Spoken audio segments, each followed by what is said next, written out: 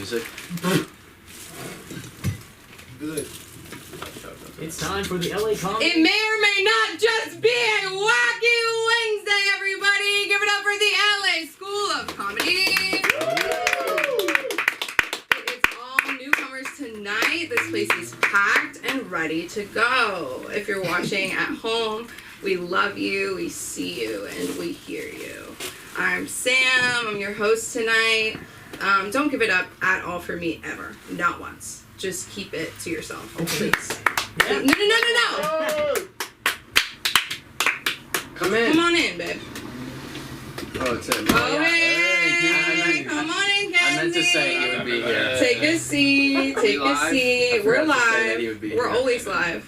You're always on. Everything is an audition in Los Angeles. What up? And you failed. Okay. So I guess we all know the house rules. No pee-pee poo-poo on the floor anymore. Seriously. Damn it! Henry, that changed while you were gone. What's pee-pee poo-poo on the floor, man? Well, it's... okay, guys. Did you mean it literally? Well, no, I'm glad that you say that because this is no. This is a safe space where all questions can and should be asked. Henry, so pee-pee poo-poo on the floor, it's basically, well, it doesn't happen, for me it doesn't happen often, but it's when both happen on the floor. Same time. Do you get it? Oh, yeah. And we can't do it anymore. Got it, yeah. You don't want to do it with your nice shirt. Guys, Henry look cute tonight in his outfit. Everybody take a picture of him.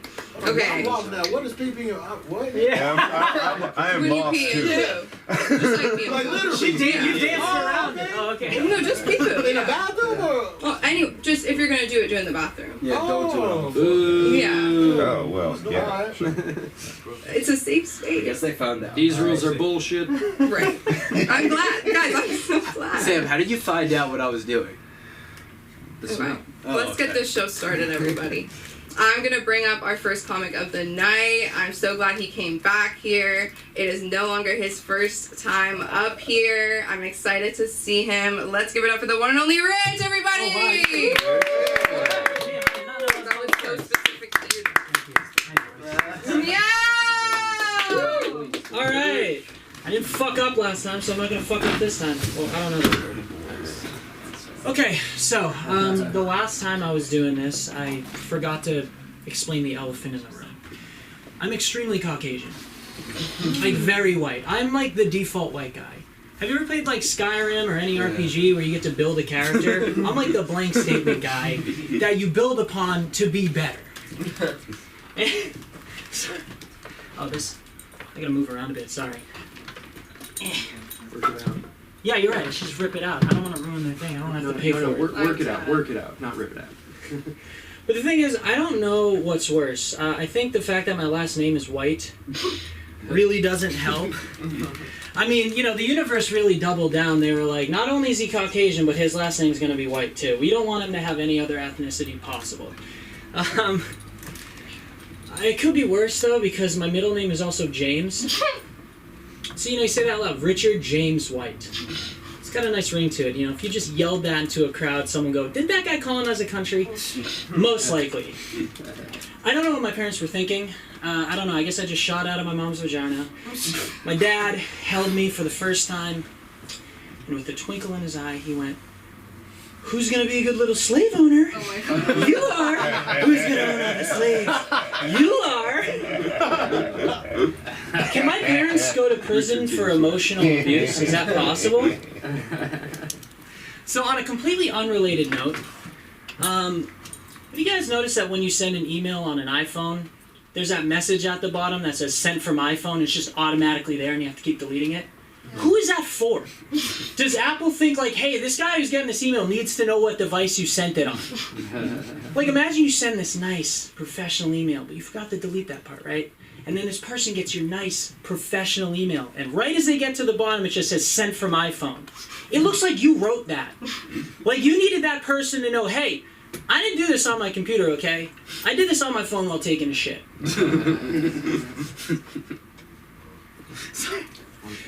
Okay, do you guys know what artisan ice cream shops are?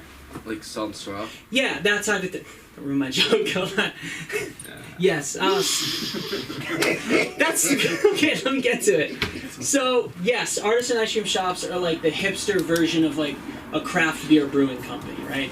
They have everything there but normal flavors of ice cream, like vanilla, chocolate. Those don't exist. Don't even go ask that when you're in there, because if you go, hey, can I get vanilla? The employee's gonna look at you like you've murdered their entire bloodline. Like you just could have walked in and spit in their face. That's basically the same thing, sir. I think you're looking for vanilla. I think the place you're looking for is a Cold Stone Creamery. This is a Salt and Straw. I don't know what part of our name even implies that we serve ice cream. But it's fucking crazy, right? Because, like, you go in there and it's just like a bunch of people in flannels and Birkenstocks scooping ice cream. Like, hey, we got cornhole in the back, sick. Board games too, I love it. But the one, and what I'm about to say, these are real ice cream flavors at this place too. It's because they don't have normal ones, right? They got the fucking hipster shit there. So, I'm like, can I get vanilla? I'm like, sir, we don't have vanilla, but would smoked milk work? Is that a good substitute? I don't know, because I don't know what the fuck that is. Smoked milk? I know you can smoke meat, right? But did someone like stand by someone who's smoking meat and they're like, hey, can I throw some 2% in there? Milk? Yeah. And I'm like, okay. I don't know how that got past the fucking boardroom. No, okay, what else do you have? Eggnog with raisins? You took two things that I already hate individually and put them together. Did you know I was coming? I don't. And then the third one, have you tried our most popular flavor? This is a real one. Mezcal.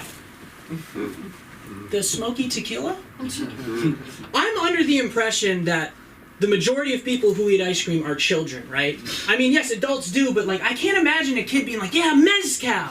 Like, can you imagine a kid coming from a baseball game with his dad? He goes to the artisan ice cream shop. He's like, Dad, can I get the mezcal? The dad's like, sure. You know, he gets his ice cream as he's licking it. He goes, Dad, why does this ice cream remind me of why Mom left you? So, Sean, you were not here before when I said this joke, but I used to work in the service industry for many years. I've done waitering, I've worked in retail, I've worked like every service industry known to man. So I used to work for Dunkin' Donuts when I was 18. And this one time, a man comes in and he's like, can I get a pink frosted donut? And I'm like, sure. So I go and get the donut and I accidentally put the donut in frosting down, like in the bag. That's a big no-no. That's a big no-no at Dunkin' Donuts. Obviously frosting side down, you don't want to. But you know, I thought it was okay. The guy, he really did. He looked me right in the eyes and with the calmest voice ever, he said, I should kill you for this. He said that. Like, that was just in his everyday vocabulary. Like, that's just normal for him. Like, should I fucking kill you for this? Like, I assumed, you know, a frosted donut upside down the back, you got, like, you know, not murder, murder. You'd think upside down donut would fall. No, it falls in the murder category. Apparently I'm this guy's own personal ISIS. It's fucking stupid. Yeah. So, for those of you who have not been here and didn't see my last set, I'm gonna try this one out. So, my fiance and I have been out in LA for about 4 years now. And I'm still convinced that this place is like an episode of The Twilight Zone. This city's fucking weird, man. For instance, Santa Monica. You know, we love going there. I'm not trying to shit on it too much, but like, we like going there, it's fun. But there are just certain designated areas that smell like human piss. Doesn't matter what time of day it is, week, month, hell, even year. Guaranteed human piss. Anyone not from here would be shocked by the sheer number of people who are unfazed by this, myself and my fiance included. Like, can you imagine someone not from here walking down the streets with you in Santa Monica being like, dude, what the fuck is that smell? Is there like a public restroom around here? I'm like, yeah, there is. You're standing on it. It's called a street. If that's not unnatural to you, how about just the smog? There's so much of it. I haven't seen a star in 4 years. I was back home in Massachusetts, where I'm from, visiting my family, and I was hanging out with my friends. It was nighttime, the night sky was clear, and I look up and I'm like, man, there sure are a lot of drones out tonight. My friends are like, drones? Rich, that's a constellation. Those are stars. And I said, oh, like famous people? You see what I'm saying? It's just fucking ruined me. How about just how long it takes to get anywhere in this city? I live in Culver City, okay? Someone's like, hey, come out to Pasadena. I'd be like, hey, Fuck you. That's like Frodo trying to take the ring to Mount Doom. That's how long that would take, okay? I can't tell you the amount of times I didn't go somewhere because it was 2 miles away. 2 miles? That's not that bad. Anyone not from me? Like, what are you talking about, Rich? I'm like, yeah, you got 45 minutes on you? They're like, is that both ways? No, it's one way. That's without traffic, too. Like, if you were 24 years old and you had to get to that destination that was 2 miles away, by the time you get there, you'd be too old for Leonardo DiCaprio. Speaking of Leonardo DiCaprio, have you noticed that the more he ages, the larger his forehead gets? Yes. This is true. I implore you to take a look at a recent photo of him. It's fucking massive, okay? You can use his forehead as a movie projector screen at this time. Maybe play one of his movies on his forehead. That'd be pretty meta, right? Listen, if Leo truly wants to make a difference with climate change and global warming and all that shit, you know, when the polar ice caps melt and the world floods over, we get to use his big-ass forehead as a life raft. Listen, it's not, this. I'm being serious, okay? He will save millions of 19-year-old girls. And then when they turn 25, he'll be like, get the fuck off of my forehead. And they're like, but Leo, where are we gonna go? And he's like, I don't care, you old bitch. Either the grave or a nursing home. I don't care. I don't know, that's all I'm gonna say about how much this city fucking knows me. The point I'm trying to make is that the way I feel about this city now and the way I felt about it when I first moved here is exactly the same. The only difference is I'm just like you guys now, right? I'm fucking late to everything. I hate how long it takes me to cross a crosswalk. It doesn't matter if it's long or short. Whatever that allotted time is, I'm doing it. 30 seconds? That's enough time for me. My East Coast brain is fucking pissed. He's like, you motherfucker. Fuck, you blue-collar ancestors would be rolling in their grave if how long you took to cross that street. But my West Coast legs are like, easy squeezy lemon peasy, man. I'm just trying to step today. And I usually follow that one instead.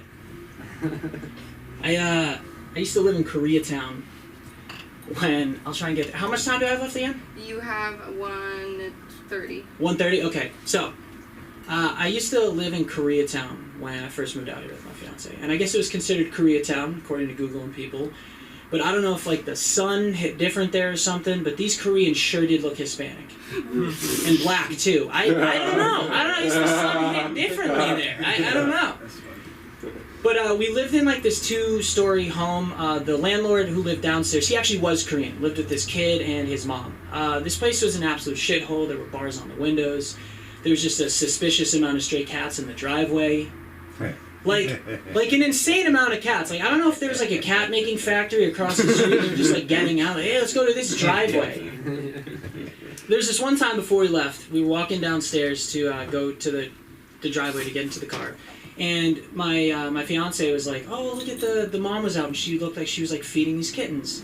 So I'm like, oh, this is cute. So I turn around and I gotta let you know, my fiance cannot see without her glasses on. She's blind as shit.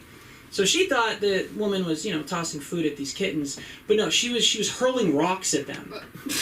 She was trying to kill these kittens. She's not trying to feed them, she's trying to murder them. And I'm not even sure if that is a small Korean woman. I'm pretty sure that's the starting pitcher for the Dodgers. Anyway, I believe that is my time. Thank you so much. I am Richard White. You remember Richard White? Hey. Great. Thank you. So actually glad to come back. I think on School of Comedy you really do get to see people grow live, you know what I'm saying? Shins, since we're talking about LA, I guess I'll talk about LA. I'm born and raised. I have like, you know, kind of like New York pride about LA almost. This bit kind of shits on you, Richard, but I'm gonna say it anyway. You shit on me. It's just like people move here from their wherever the fuck town for the dream of Hollywood, and then they come to my city and they just talk shit, you know what I mean? Mm-hmm. It's a bit much. Like, this is the dream. You just have to make it the dream. I make it the dream at Bath and Body Works, okay? You know how many fucking networking moments I've had at my job? It's actually insane. It's actually insane. Tay Diggs came in, and everyone at first was like, who's that hot guy? Like, nobody even saw Tay Diggs. Like, it was, and I was like, oh my god, he's famous. And then my coworker's like, let's take a picture. And he was like, no. And then I do this thing now, because it happens a lot at the Beverly Center. I told myself I would stop saying the exact location where I work. But fuck it, you know, because customers will say, and it's like a customer, like where they met me, like I'll see them in the mall, like I'm at Starbucks and I'm like, bye, and they're like, I know where to find you. And it's like, of course, like I don't know, like this is where I make, like when I stand here is where I get paid, you know, like I'm gonna be here often. You come around here often. No, but Bath and Body Works is really fun for me. There's a security guard who actually used to do stand-up, and I'm like really trying to get him to come here and do, I almost threw up, and do it again. You guys are really weird about like pee and poo and throw up. Like I said and everyone's like, what is that? On the mic. On the mic. Pitch perfect. No, I just need to talk about Bath and Body Works for like 2 minutes, and then this is gonna be the only like comedy I do tonight, I promise. But it's just hard for me to explain the feeling of working at a mall, because it just kind of feels like I work like kind of at a school, like I don't know, like people, like there's a directory, right? And on the side that I face it says directory in big letters, and then in small letters it says on the other side. So I'm seeing people all day go like this and getting like really angry. There's a sticker of a QR code. They're clicking on a sticker. So they're at the point where they're like gone. Like they're like, it's the Beverly Center. Like they must have like clickable stickers. And then it says can't download updates, and people are staying there all day thinking they're gonna be the one who can download the update. Right, so I kind of have, like, I don't have like the same jokes I say over and over, but I have the same, like, I go, what you looking for today? Right? And they have no idea who the fuck's talking to them. Like, over here, right? And they're like, food, like, is there a food court? And I go, oh, you and me both, kid. Like, there is nowhere to eat here. Honestly, the mall across the street is where I would go. You heard of Johnny Rockets. And all of a sudden, it's just like, there's this woman, Eunice, and she was not the one I wanted to come back. There's 4 old ladies whose lives I orbit. And Eunice is one of them. And she keeps telling me about, like, how she, like, I don't know, like, every kind of race of person that would walk by, she would say a bad experience with them. And I'm just like, I get it. We all have friends. 20 years ago, I worked at a nail salon. And I was like, holy shit. And she goes, do you think I should go in and buy something? I was like, yeah, I do.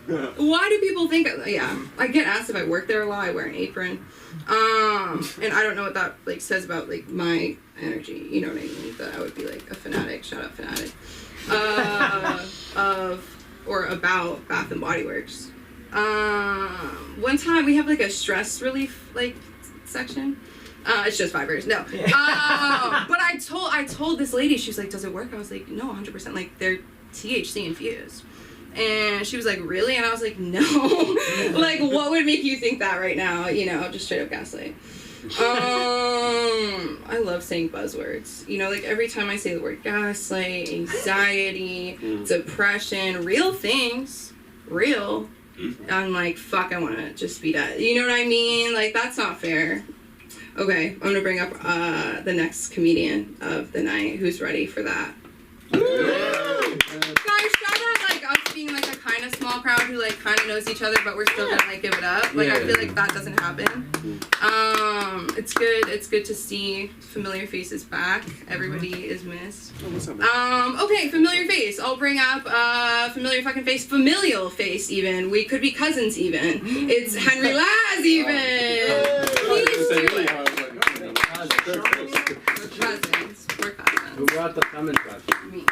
Sam, My mom. you're a blessing. Where did you find it? My mom.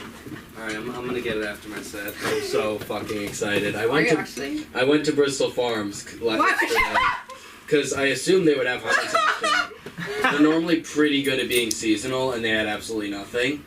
Like they normally have they had chocolate covered strawberries on Valentine's Day. I'm like, I ate them myself because that's gas, like obviously, you know. And I remember from last year, I was like, I'm excited for Valentine's Day this year, not because I have anyone special to spend it with, but because I know Bristol Farms is gonna hook it up. For them, they did not do the same. Disappointing. You Jewish, man? Half Jewish. What half? dad's side. Uh-oh. So the Jew, you wouldn't be allowed in Israel. Yeah. Yeah, they wouldn't let you buy land. You're Palestinian to them. Yeah, it's the same. My name is Henry Ladd. Woo! I feel like I've met everyone. Like, I don't know, I've only met you a couple times, and then you told your drone joke, and I was like, oh no, I know him, yeah. Oh, I was Fanatic. I must have done it then. Yeah, I don't know, something like that. I don't know. Let's see, news today. Oh, I have a notebook. I like to read the Times, and sometimes what I'll do is I'll just read the headline of an article and come up with a joke from there. Like, for example, what don't you know about homelessness? I feel like I don't know almost everything about homelessness, you know? Like, unfortunately I know where they pee and poop because I've seen it, you know? Like, I was going to a Spirit Halloween and I see it and I, like, stared a little too long and she yelled at me and she was like, hey man, and I was like, fuck no! Walk away! So I know where they do that, but I don't know what happens in the tents, you know? Like, some crazy stuff, I imagine. They're getting, come in. Come in. Hey, come on in. Oh, there we go. Amen. Homeless people are getting more evolved. So, I was going to get some hot dogs recently at the local joint, and I saw a van, and on the sign, on the police help sign, the standard police help sign, he had his e-pay. He had his Venmo and Cash App on his homeless van outside his tent. I was they're moving forward. I don't know how that works. That you can't, like, homeless people have jobs nowadays, guys. They have incomes, you know, cars. I don't know. Let's see. My dad was trying to talk to me about Ron DeSantis. He thinks he's going to be the future president. Honestly, he probably is. He probably is. I mean, it's 20 months in advance, but he's doing well for himself, I guess. There was an article he wrote in the Wall Street Journal, and it was basically him talking about his actions with Disney in Florida. So basically Disney, like, had pretty much their own government. Like, they didn't have to pay taxes.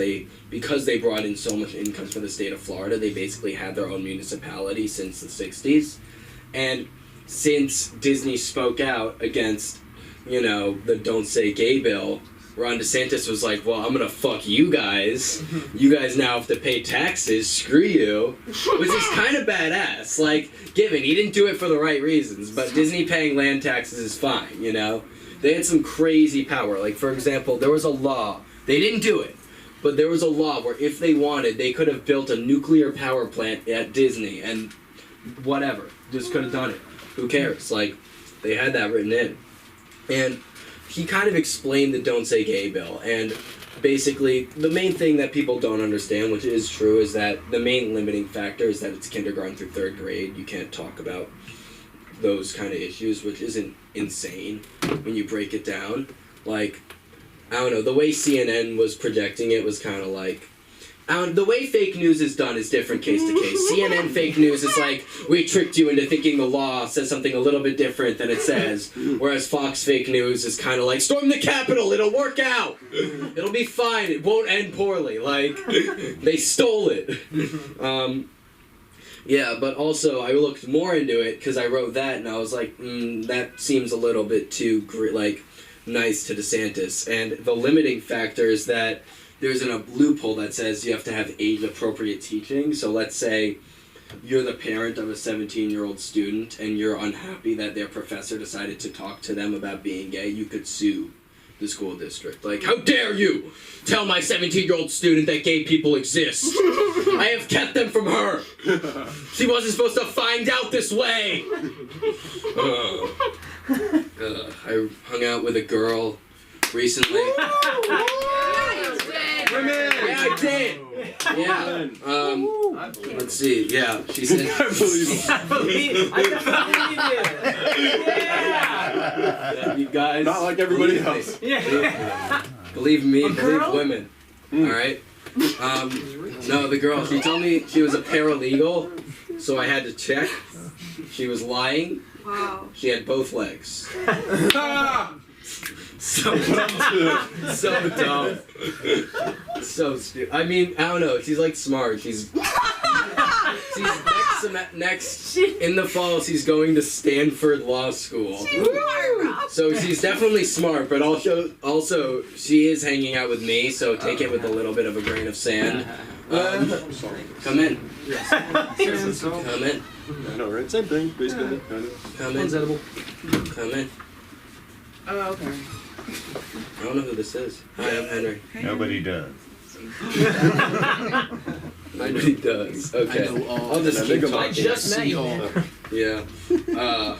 No, she definitely is smart, though. I don't know. I remember I made a joke because she had a bunch of books in her apartment. I was like, yeah, Socrates is kind of a punk-ass bitch. And she, like, got really offended. She was upset that I said that. She was like, wait, come out. Like, do you actually not like Socrates? Like, and I had to explain, like, babe, I couldn't give less of a fuck about Socrates. I don't know. Fox News in the news today, super fun. I don't know if this is super funny, but I don't know if the jokes are super funny, but the situation is definitely very funny. So, there's a $1.6 billion lawsuit being filed by Dominion Voting Systems, which is the main company that did the voting machines for the 2020 election. And it's a defamation suit, which, if you remember from the Amber Heard Johnny Depp stuff, very difficult trial to win. You need to be, which given Johnny Depp did, but the premise of a defamation suit is you need to be able to prove that not only is what the other person was saying false, but they knew that what they were saying is false, and they still continue to spread that information. So, what happened here, which was published, I'm pretty sure it was last night, this morning, was a bunch of texts from about, like, a whole Fox News, Fox and Friends group chat they had. You know, and they put Rupert Murdoch, who is the CEO and chairman of Fox News, under oath recently. He basically said under oath that he doesn't believe there was any fraud, he never did, all that stuff. And now we're seeing the text between the Fox News people. And it's really funny. Like, my personal favorite one was from the Tucker News GOAT, the Michael Jordan of Fox News, the Tuck, alright? You can't cuck the Tuck.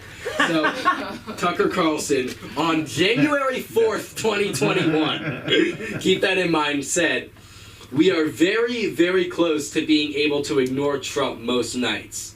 I truly can't wait."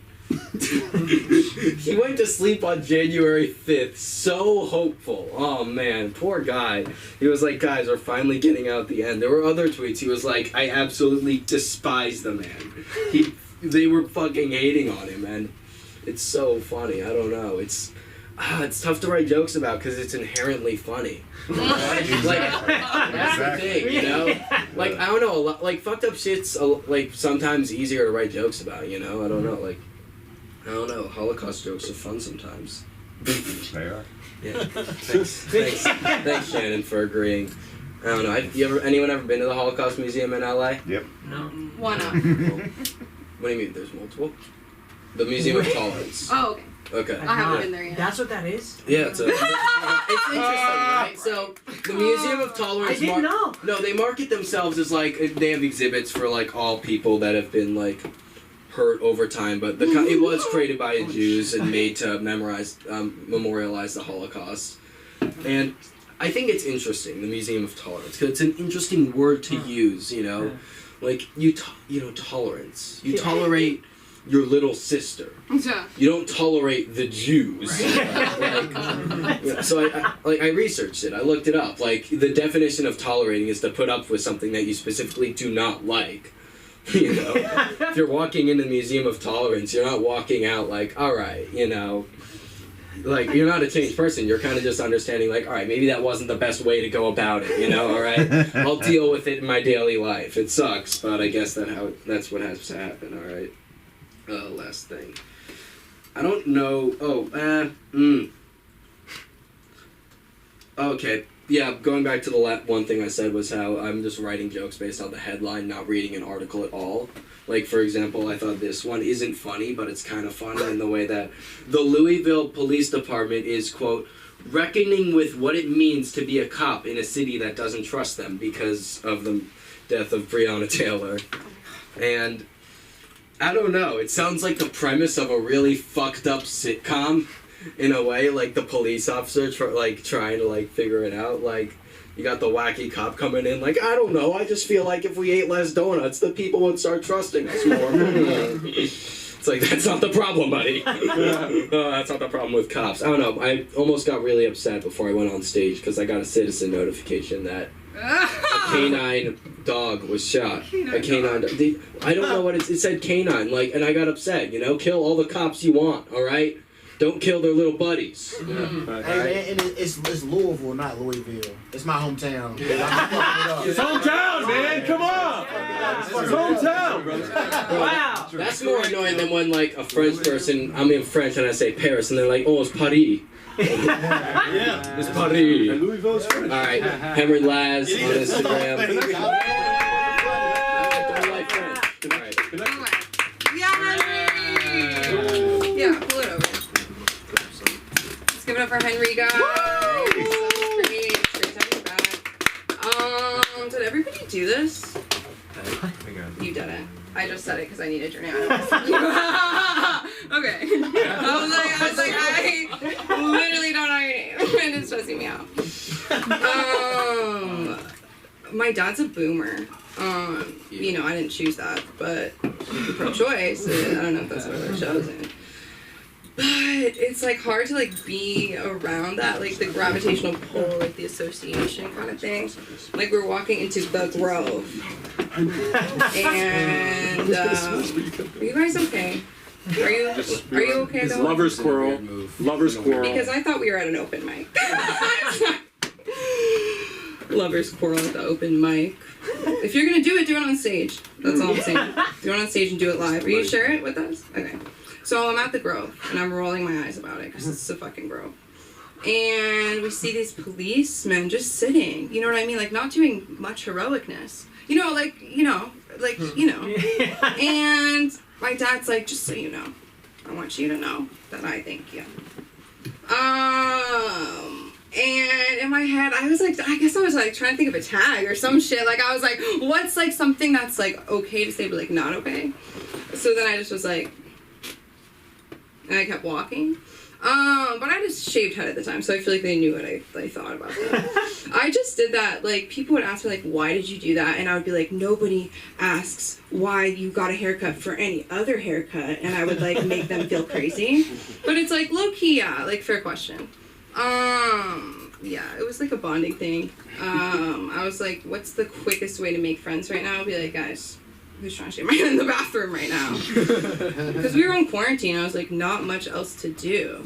Like, I don't miss the fear of a pandemic, but I miss people looking at me from 4 blocks away and crossing the street out of fear. Like, I won't have that again, you know what I mean? Like, I'm approachable. Like, I'm fucking uncrustable. Like, I'm fucking, like, in the... Like, okay, let's keep the show moving.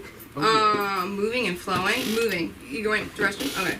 No, this is... In the bathroom. I wasn't even here when I said that. That's Wait, that's crazy, because... Wait, Kenzie, come back really quick. I was here. You were here when I said pee-pee poo-poo on the floor? Pee pee poo poo on the floor. Okay. Yeah. Wow. I was like, these rules are bullshit. Okay, yeah, that's But true. I'm gonna follow them. That's true. That's so sweet. Okay, give it up for It's a Kenzie going stupid pee-pee in the rule. bathroom. Woo, drum roll. Not pee-pee. One time, I'm going to tell a story that he knows about. I was in the bathroom, and I was with my friend. It was here. And I was, like, singing and shit. I was like, it's an open mic, whatever. And all of a sudden, I hear, I'm a dude. I just came in here because I forgot the key. And it's fucking Kenzie, man! It was so fun. It was so quirky. We're just, like, washing our hands. I was like, this is...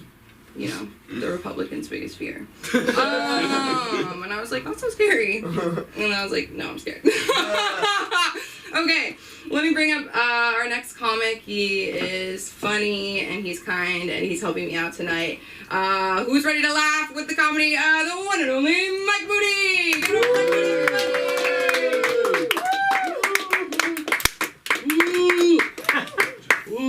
Okay, how you guys doing? You guys good? Yeah. Yeah. You were like, people cross the street, I'll never get that back. I was like, people still do that in my house. My neighborhood, they still cross the street. I mean, I moved there. Maybe it's my fault. He's laughing because he's from the same fucking area. That's all. He's like, yeah, niggas are scary. Anyway. Man, I know. My name is Mike Moody. Thank you guys for giving a shit for a second.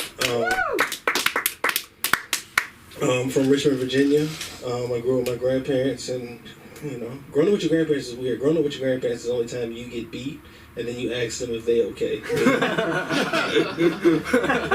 He's like, "Are you all right? I hear you wheezing. I just want to make sure you learned your lesson."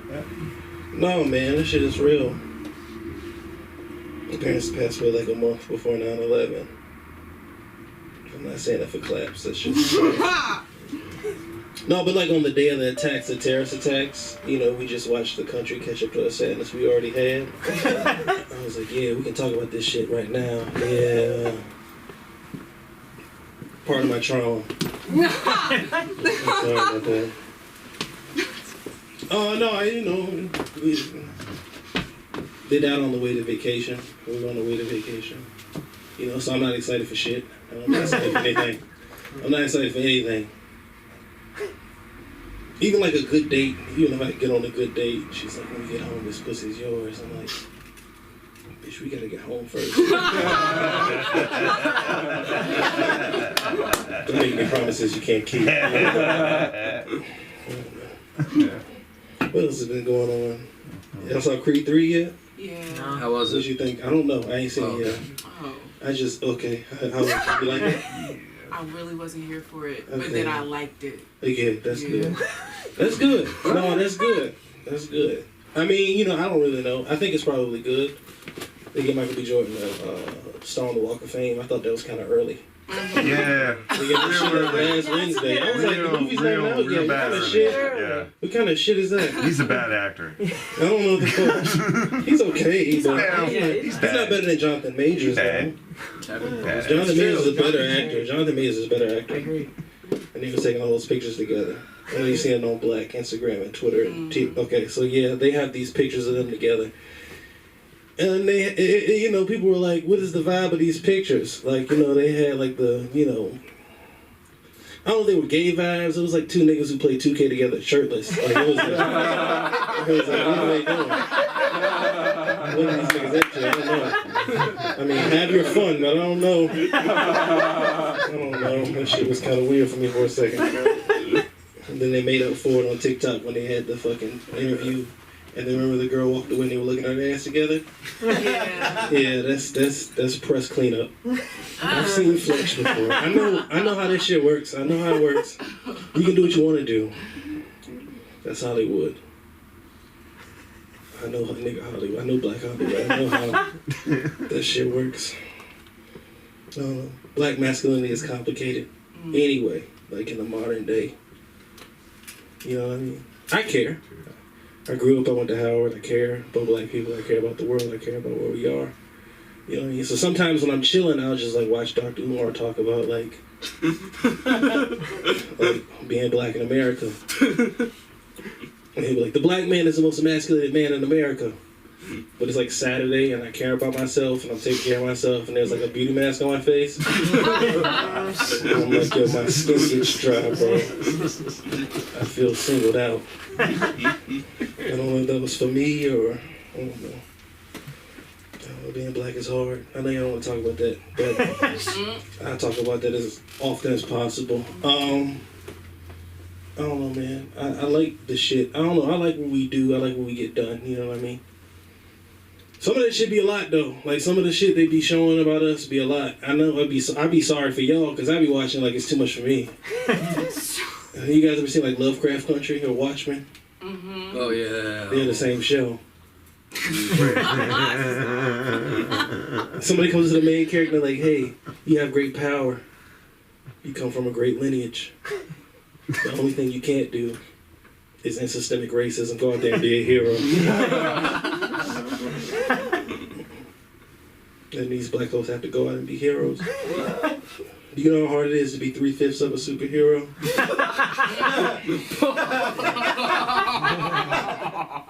Shit's hard, nigga. The niggas was scared of cops way more than they were scared of monsters. I was like, what kind of shit is this? I rewatched that shit this week, and I was like, God damn. I'm talking about Lovecraft Country.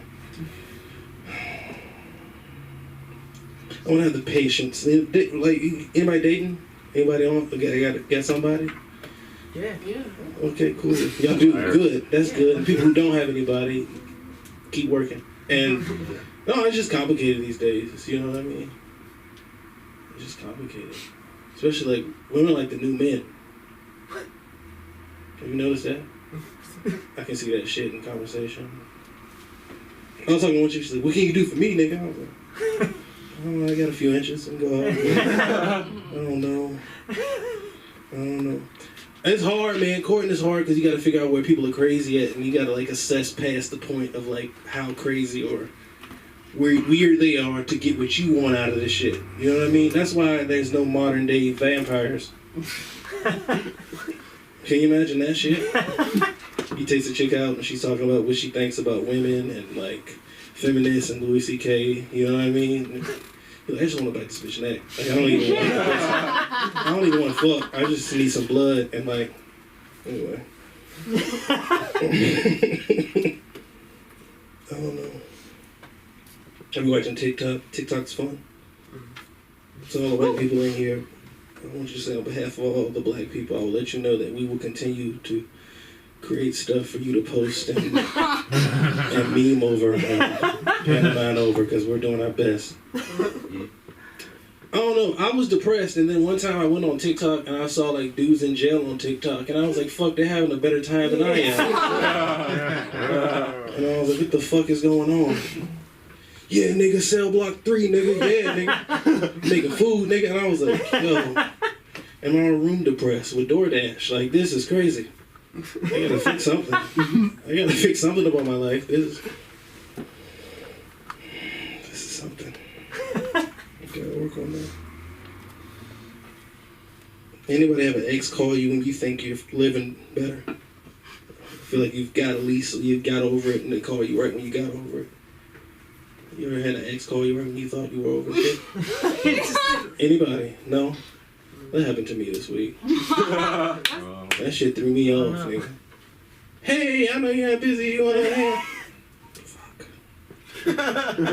There's no joke. It's just pain. I'm trying to figure out how to filter that shit out. And I was like, man, what the fuck? She's like, yeah, you gonna hang out this weekend? Are we fucking? I don't know. I ain't for the catching up. We both got Instagram. You see what I'm doing. You can fucking gather what you think. Man, I don't know. I'm not trying to be on my soapbox about blackness, but I do it because there's more than 3 of us here. And I wasn't planning on that. Yes, I appreciate that. Yeah. Because I wanted to do these jokes anyway, and I don't know how they were going to go before y'all got here. I don't know, even in black people's, like, even when we're, like, at our lowest point, we get copied and emulated. Even when we're not even trying to be copied and emulated. Like, even when, like, we're going through a dark moment, somebody's like, I like that. You know what I mean? I won't even use, like, a new example. I use an old example. Like, everybody knows who Lil' Kim is, right? Yeah. Mm-hmm. Lil' Kim is the quintessential female rapper. Like, she's literally the prototype for every female rapper, to the point that she hates everybody that came after her. And back then, you know, in the 90s, late 90s, early 2000s, she used to go to, you know, Fashion Week in Europe, you know, way before niggas were allowed, way before Kanye, way before that. And she got caught up in, like, you know, the Eurocentric standard of beauty. And she, like, you know, got her face made in a certain way. And now she has, like, this weird, like, kind of, like, you know, this botched face. And, you know, right now, I just want you to know right now, because we're always copied and emulated, Madonna has that face right now. She just went and got that fucking face. She was like, yo, let me get that. Give me the black inferiority complex. Some of these jokes are not made for you to laugh. Some of them are just made for you to think. And I appreciate the ones who are thinking about them. Thank you guys so fucking much.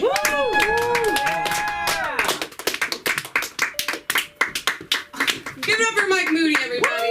That's fantastic. What are those things? They're Are they good? Yeah. They're like I'm getting more than the other one. They're like a cookie with stuff in it. And the Jews dress up and they're in costume and it's like a day that nobody else really knows about. Sorry. I don't know, you'll find out. You'll chew on it and then you'll tell us. And we'll be like, okay. And I'll be like, should I try one? Okay, so basically all the Jewish kids, they dress up and it's a little costume thing. I didn't know that Jews drank, but apparently they get fucked up. Yeah. What? And it's just like, I'm not complaining about LA traffic, but I'll complain about Jewish traffic. Because Jews will pull over in the not pull over, stop in the middle of the road because they're at the school to pick up their kids because it's 4:10. And 4 kids walk like this fucking slow, and she's like, come on, come on, come on! And it's hard to watch. It's just hard to see, like, not like stereotypes happen, but like, I just want to be like, guys, like, stop right now. Like, people already don't want to tolerate us, you know?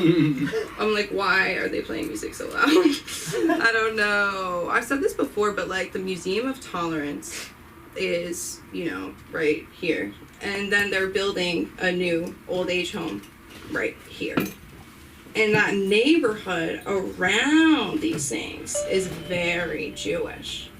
So I'm just thinking ahead, like, that is not a good situation. You know what I'm saying? Like, that is like a target on a target. It's like too easy. You know what I'm saying? Like, I want to anonymous call, but I feel like they would like be sus. Okay, so let me bring up our next comedian of the night. He is now an LA School of Comedy regular. He is an eager beaver. He is about to come and perform and then later feed a cat because he's a kind friend. Let's give it up for the one and only Link. I just told everyone your life story. Okay, come on. It's all good. I think it's sweet. Thank you. No, thank you. I'm on the fucking camera. Last time I wasn't on the fucking camera. Yo, man, Richard White, right? Yeah. Man, you realize your nickname, you just go by Rich White, right? Yeah. Like, this guy's got some racist parents. He's out here black. Thank you. They're like, oh my god, this is my son, Rich White, here right now. Like, oh, okay, cool enough. Well, I'm sorry, I didn't even mean. I'm poor black, by the way. Nice to meet you, buddy. No, thank you. Oh man, it's cool. I haven't been here in a little bit, like a week or so. Honestly, Sunda's been gone, so I've been gone. I was just like, you know, she's like most of our laughs. She's like, she fills the room with her laughter, you know. Yeah. Anyways, no, it's fucking true, man. It's fucking true. Anyways, man, man. So I see a lot of skinny white guys in here right now. My favorite one, maybe. I don't even know. One of you guys. It's a fucking amazing time to be a skinny white guy right now. Holy shit. Unbelievable. Right? It seems like the ideal fucking beauty standard right now is like Timothy Chalamet, Harry Styles. Seems like their goddamn leader, Pete, son of David. Like, it's fucking crazy, right? And it's just insane. It's like only white people, right? Only white men could like not eat healthy or work out and like somehow get more attractive, right? Like that's a white exclusive fucking thing. It's ridiculous. Like some of these women out here, they want Captain America like pre-serum. You know what I'm saying? Like before, like when he pops out, they're like, oh muscles, oh god, you need help, oh. Please, I want that cigarette smoker look. Like, put him back in there. Reverse the process. Oh, disgusting. It's fucking unbelievable, you know. And I'm bitter. Like this is bitterness right here because I was a skinny black. I'm telling you, it was different for brothers. Okay, what it is I think like when white guys is real skinny, you know, like women they see it like it's like a rejection of masculinity. You know, like it's chic, right? But when brothers get too skinny, it's like, oh my god, can they not afford food? Oh god, Jesus, oh my god, right? It's ridiculous. I'm serious. I think a lot of women think that fast metabolism is an exclusively white trait. That's what I'm thinking it is. It's fucking crazy. You know how it's different for savers. You talk about Creed 3, right? Look at Creed 3. Look at black sex icons, huh? Michael B. Jordan, Jonathan Majors. These motherfuckers is jacked to the fucking bone, like steroid jacked, right? Like you see these guys, you start to like understand why like we were like made to do physical labor for so long. Like, I'm just saying. Like I think like I'm serious. I think back then, you know, when like the masters were like, hey, Greg, I'm all for equality and letting these guys go, okay? But Matumbo is worth like 4 of our guys in the fields. We cannot let them go right now. We can't afford it. Talk to me next quarter and we'll see. You know? It's fucking crazy to me. It's insane. Yeah, man. And like I said, I'm very bitter about this. And you know, it comes from personal experience. See, I was a skinny black kid growing up in Orange County. And you would think I was fucking homework the way these teenage girls stayed away from me. I'm serious. It's fucking nuts. It's fucking terrible. And but despite those limitations, I did try with women. In fact, there was a situation I'll never forget. And there was a girl in my AP history class, right? And I thought she was feeling me because we'd be talking in class and shit. And she had kind of a reputation, at the school. She had fucked 2 guys on the football team. And like one of them was black, one of them was white. So I was like, oh my God, this is my son right now. I was like, this is me, right? So one day I built up the courage and I asked her at lunch. We used to eat lunch together. I finally said, hey, you want to go out sometime? And unfortunately she said no. She told me she didn't feel me that way. It's very frustrating, right? And I guess she felt bad about it because she left me her apple from lunch, which I thought was weird, right? And after she left and I was eating that apple, I came to the realization. I was like, these bitches would rather I eat their lunch than their pussy. That's what it's like. It was like being a black skinny man in Orange County at the time. I was very fucking frustrated. Yeah, I mean, it's crazy. And it's like, I try to eat, man, and I think I look better now. I fucking hope. Man, but I've been doing recently with eating. I've been doing a lot of takeout. It's bad. It's hurting my wallet, right? And when I do takeout, I do a lot of Asian food. Y'all like Asian food? Woo! Yeah, you do a lot of right? Yeah. I don't know if you know, but sometimes people have trouble figuring out the best Asian restaurants, right? Mm-hmm. I can tell you, I figured out a trick, an amazing solution to make sure you get the best, good, and authentic Asian food every fucking time, okay? Fuck the Yelp reviews, fuck the Google reviews, you can buy reviews on that shit. All you gotta do is when you find an Asian restaurant, and when you call in your order, if you understand them, hang up. That is not gonna be the shit you want right now. I'm telling you, if you get, hi, can I get... Boom. That is Panda Express in a wig at best. You do not want that, okay? What you want to have to hear them 2-3 times. At least to understand them before you even consider placing an order. You want to be using every auditory brain cell. Phone it max volume before you even consider it, okay? And tell you what, and if you're the type of person who likes to, go pick up their order like takeout, if you see like a little Chinese kid behind there doing the homework and shit, but also like bussing tables, what is probably underage labor, you have hit the jackpot, my friend. This is the absolute best you can do. That is the restaurant you want to keep going to. Yeah, man. But keeping it with the Asian. Actually, no. Yes, actually, I'm going to keep it. I love Asian people. Like I said, I love Asian food. I love Asian culture. I love Asian people. Okay, I've had so many Asian roommates. They are the best. I'm serious. And that's why I am forever angry at what Western society has done to the Asian man. I don't know if you're aware of this, but there was a feminization of the Asian man, I'd say, in the last century. Basically what happened was, as Asian men were on the rise, white men saw them as a threat, basically. They were smart, great culture, very hardworking, and they decided, okay, because they were afraid they were going to take the white woman, they feminized them in media. They made them look weak, they made them look small. Of course, the small penis stereotype came through, right? So they actually did the same thing to black people, but reverse. Yeah. Like, they saw us as a threat, they made us over-masculine, aggressive, dangerous, big penises. That one fucking backfired, huh? Like, they wasn't thinking that through. I just know that there was an executive of some shit who came up with that, and it was his wife that caused this. He was like, hey, let's make sure that these black guys have big penises. That'll work. I don't know, Henry. That doesn't seem... I'm telling you, my wife says she hates big penises. This will work. Make them big penises, and I'm telling you, it's going to drive the women away from them. So thank you, Henry's wife, for all you've done for me. But it's crazy, because I would say, though, that Asian people, they should start fighting back, at least, right? Like, I feel like they have been. Like, I saw Shang-Chi, Crazy Rich Asians, Henry Golding. Like, they're working on the masculinity. But, like, to this day, I don't understand why they've done something that I think is so simple, all right? I think every Asian country, every Asian person should come together and find the Asian man with the largest penis and put him in porn. Yeah. Right? That would kill that stereotype once and for all. How did it? Because I watch a decent amount of porn, and I've seen Asian porn. Like, I've seen Japanese porn. Japanese porn? That's like the one that's blurred out. Yeah. Yeah. Right? Yeah. Like it's blurred, but it ain't like a big blur. You feel me? Like, they ain't using their top brass in that shit. Like, they is not using their head. It's crazy. It's like Yao Ming, he killed that stereotype. Asian people weren't athletic, couldn't play basketball. I know that there's a Yao Dingaling out there to kill this stereotype once and for all. And it's on China to find it, I think. Yeah. Last thing I'm going to say with Asian people, specifically China, actually, is one thing I've never understood about China is why they're so against homosexuality. Do you know about that? Like, for instance, if Fantastic Beasts were to find the latest movie, Dumbledore's gay, right? And they, edited out a scene that shows that he was gay. That was a line, right? And it's the weirdest thing to me because they don't have like a religion like Islam where they're really against, you know, homosexuality. And it's even crazy because like, didn't they have an overpopulation problem? Right? Like, wasn't that a big issue for them? Why is homosexuality the thing? Like, what the fuck the one couple, one child policy? Could have had one couple, zero child. Like, what were they thinking? Who the fuck is running shit over there? How do you miss this one, right? I thought it doesn't make any sense. It's crazy, you know? Like, fuck. Gonna stop Ming and Ping getting married? Ming and Ping getting married could have saved your goddamn country. I don't understand what the fuck they thinking.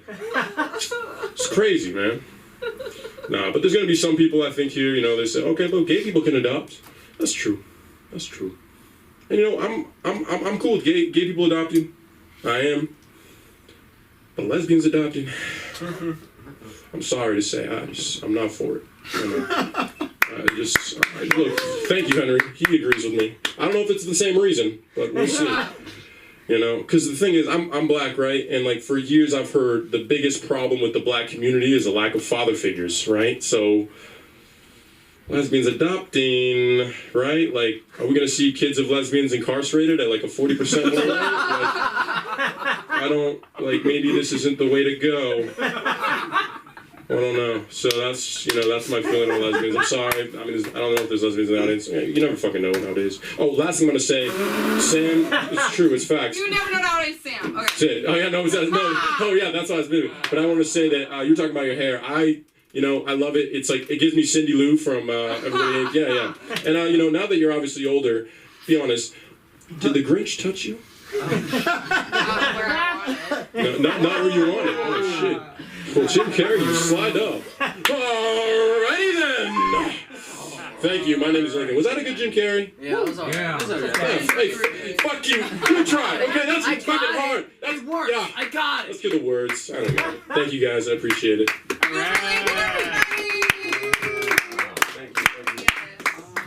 And give it up for Jim Carrey, everybody! Yay. That's the way Not the yet, cookie not crumbles. Jim Carrey walked in. Oh, that's how the... Ah, damn it. That would have been a And that's the way it is. So, who's ready to bring in the lesbians for adoption group? Dude, here's the thing. That is so silly. I like that joke. Wait, which one? The lesbian adoption. True, yo. I think it's funny, dude. I don't know. I have a problem getting along with just lesbians. You know, like, I don't know. It's just hard for me. Maybe it's like my internalized misogyny. I'm like, you really just only women? I don't know. It's a lot. And let's keep the show moving. Give it up for yourselves for coming out. Woo! For all the lesbians in the room who came out. And let's give it up for this next comic. I'm really excited to see him perform. He's a killer. He's a king. Let's give it up for the one and only Sean Tactus, everybody! Yeah, that's me up to. Yeah. I'm gonna fail miserably. Yeah!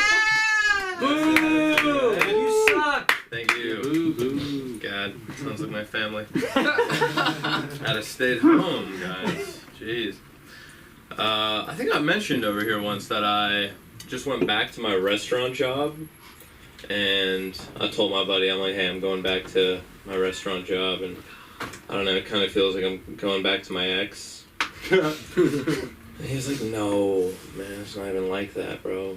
They already replaced you as a server. You're coming back as a busser. If anything, it's like you came back to your ex to work as her housekeeper. You know? That'd be like the closest comparison.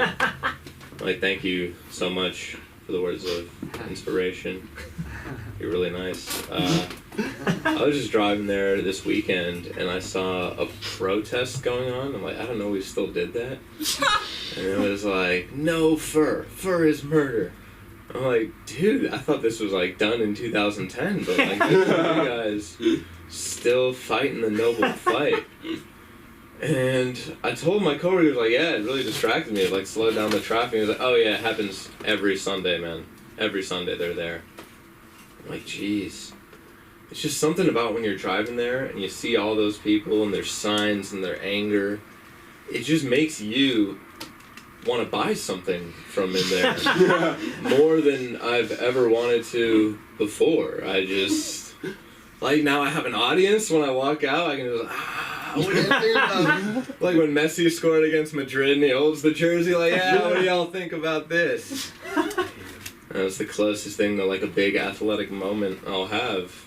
I need to refine my vocabulary now that I'm back in like fine dining. Cause just like sales calls with people you start talking like you're in college, like an idiot. I was at a job interview, and he was like, "I see you left the company after 8 months. Was there a problem?" I was like, "No, I left on my own volition, you know." Volish.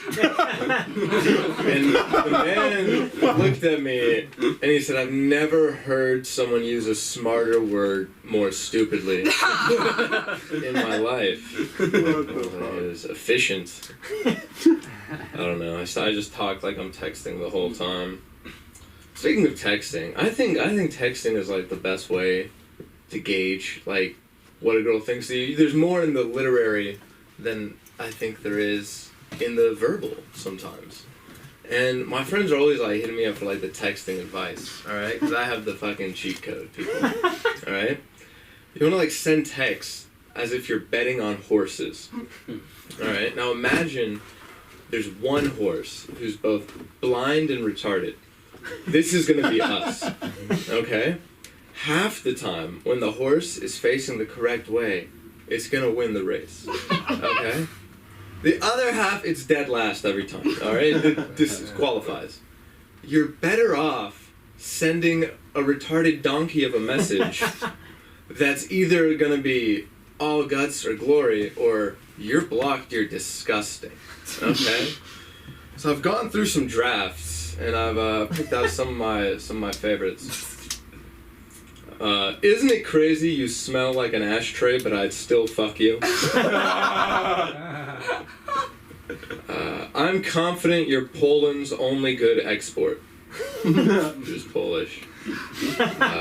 This girl had tattoos. She had this tattoo right under her neck. I was like, I want to put my tongue on your tattoo till the image transfers like the old fruit roll-ups. You know? And they like it. You know? Sometimes. It's very, very hit or miss. Now that I'm back at that restaurant, like I spent half the day behind the bar. And I love being behind the bar. Because people just tell you shit about their life that they would under no other circumstance share with you. There's like 45-year-old lady. She's like, "Oh, I'm just getting off of work. I'm gonna grab a few drinks, then my daughter's meeting me for dinner." I'm like, what a nice, sweet lady. She got like 2 martinis in before her daughter got there. And she's like, "I went on a Hinge date last night." I don't know why she sounds like the lady from White Lotus. What's her name? But, yeah, Coolidge, yeah. She kind of, I don't know, it sounded like it a little. She's like, "I went on what they call a Hinge date last night. And while we were having sex," and I was like, whoa! Okay, you skipped a few steps, but I like where the story is going. "While we were having sex, he put his finger on my lip, opened my mouth, and spit in there." I was like, "What did you do?" She's like, "I said that's disgusting. Get out of here. You gotta ask if you do something like that." I was like, "I think asking is just as bad as doing it. I would disqualify someone for asking it just as quickly as I would disqualify them for doing it." It's like, "Can I spit in your mouth?" "No." "Okay, we'll just go back to sex." No, the moment is gone, man. What is wrong with you? The fact that you wanted to? I don't know. There's a lot of sickos out there. You know, I've actually seen some people try kind of my approach to text. They do it in person. They just say some wild ass shit. And I don't know. I've seen I was on a night out with one of my friends, and I saw him get snaked. The girl that he was talking to all night just started talking to another guy. And I was like, I wonder what his sales pitch was. This girl, I knew her from high school. She shows me her phone. Her friend had texted her and said, "This guy at the bar just asked if I want to go home with him and have a threesome with him and his brother. I'm like, yo, that is a tough sell. I don't know how experienced you'd have to be to like sell that to someone, but what did she say? Oh, she wants to do it. Oh. Okay. And I don't think you've seen like disheartening anger, fear, frustration until we're in the car ride back home. It's like, she left me to go get Eiffel Towered by two brothers. Do you know what that feels like? How do I even compete? It's 2 on 1. Ridiculous. The funniest thing was those guys actually came into the restaurant that we work at like 2 days later. And their mom mentioned that they were all at that bar together. If only she knew what we knew. I met a girl at that bar. I knew her from high school. I asked her on a date. We went on a date, had a good time. I thought we had a good time. And the next day I'm scrolling through TikTok and I see people you may know. And I click on it. The girl is a dating coach who gives ratings and a grade to every date she goes on. Fuck her. So I'm thinking I fucking smashed this shit, alright? Yeah, that's... I'm like, when's my episode come out, guys, you know? I send the profile to my group chat. I'm like, guys, it's like when your friend books a really small part on like a TV show and they're like, guys, fucking tune in, alright? Tonight, guys, tune in, 10 o'clock, first 2 minutes, I'm in there. So I'm telling them, tune in. The video drops, and I'm like, guys, don't tune in. There's really no need to tune in. Actually. Essentially, she goes, I'm going on a date tonight. Just went on a date last night. Already. Interesting. Real cool. I get it. Do you? And I don't know, it was a pretty good date. He took me to Perch and then the Laker game. I'm like, yo, that's pretty good. Yeah. Get ready for a fucking nosedive. If that, like, that should be the best thing. That's my ceiling. I hope you know. Like, I busted it out early, but it's not getting better. Right? Yeah. And then she goes, I don't know, a couple of red flags right away. For one thing, he likes self-deprecating humor, and I think there's always truth to that. I'm like, you make videos where you give ratings to guys you go on dates with, so we'll call it even. And then she goes, he admitted to me he went on a date earlier in the week. I get it, you need an appetizer before the main course. She wasn't doing a character, that's just how she talked. I'm like, you're going on another date tonight!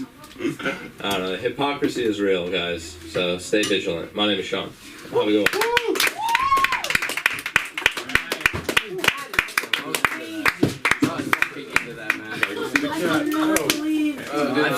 I feel like there was more to it, but I want to hear more to it. Like, You guys can't believe it. No, she wasn't joking. Okay, bye guys.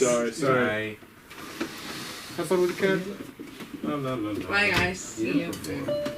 This is how they love. That's what it sounded like. That was so loud. And the crowd dwindles. Shannon left. Yeah, everybody's got their own thing. Shannon? But how are we doing, you guys? Amazing. Thank you. That's good. That's good. What was I gonna say though? Fuck. No. Dating coach. Fuck her. I don't know. That's like great content. That's crazy. I watch that shit all the time. Oh, this is what I was gonna say. So I was at work and I don't know how I came up with this, but I was trying to write a joke where the punchline that I was like dating the Mucinex booger. Wait, what? Yeah. And I'm sitting over there, right? And I'm trying to host. I'm trying to produce. I'm trying to do all this thing. And then in the back of my head, I'm like, dude, like, how am I gonna get there? And I'm not gonna, you know. And the show's like going towards the end, so I just thought I would. The Mucinex booger.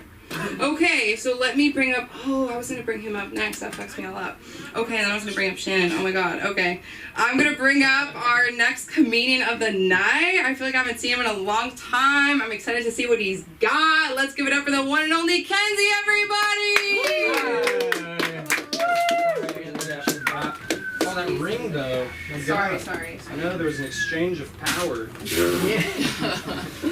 I don't know. I feel like the red flags are just like character. Yeah. You know? Like, let's fix this, baby. Right on. Is that? I'm not that tall. Okay, cool. Alright, does that look okay? Sean? Oh yeah. Approval? Very good. Alright, cool. Yeah. If you say it's cool. Yeah. Y'all seem cool. And I know cool. You know, I've done some stuff. I've done some cool stuff in my times. Hell yeah. I got some red flags.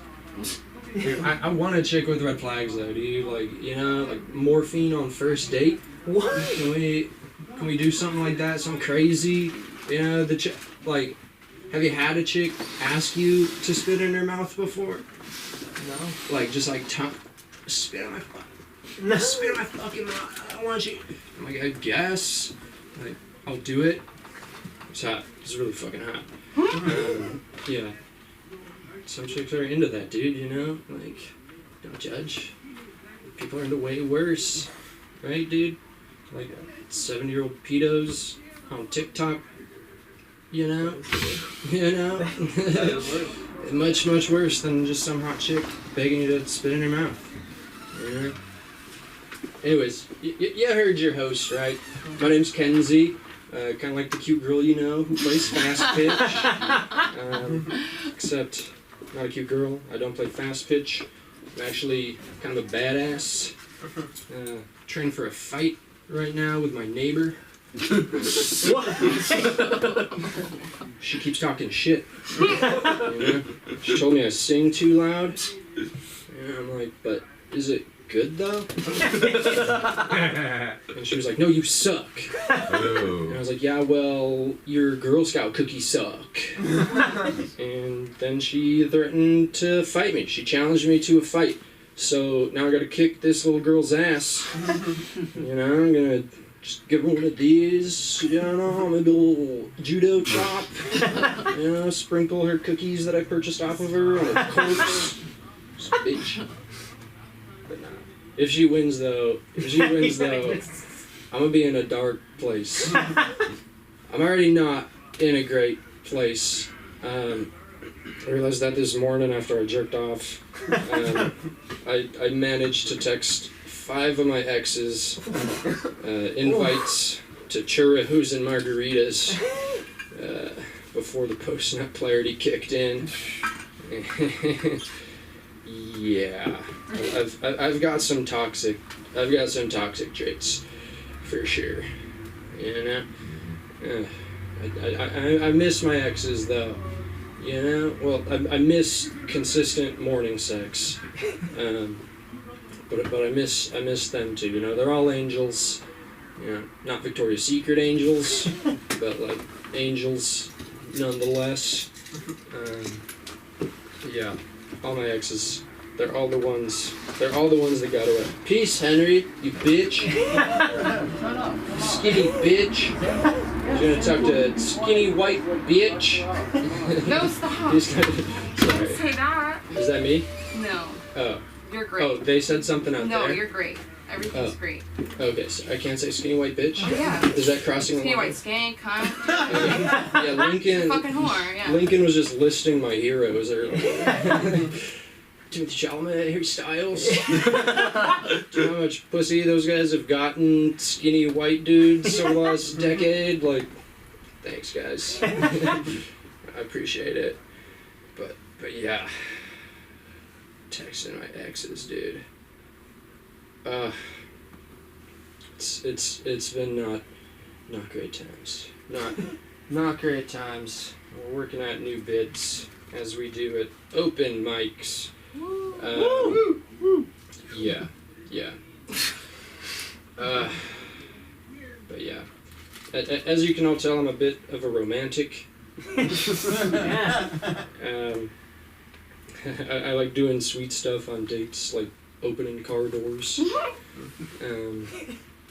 know, a lot of guys say the good guys never win, right? But that's not true at all. You know, according to DJ Khaled, kindness is a major key. Okay? But women also like the bad guy So after I open the car door for them, I slam it on their leg, yeah, and they fall in love immediately. It works like a charm. You should hear the screams. It's like Eminem. It's like chicks going after Eminem. Oh my fucking god! Please let me suck your cock. And I'm like, all right. You're not going too far with that broken legs. Yeah, a little road dome. Alright, that's a terrible riff. I covered that I'm toxic already. Aren't we all, though? Us men. It's inherent, you know? And the public is trying to shame men for being men. Yeah. You know, we were born this... dudes are like... It's in our DNA. We have aggression and stuff, you know? Like... I want to kick that little Girl Scout's ass, dude. Yes. And I don't want to. Like, my mind and my heart don't.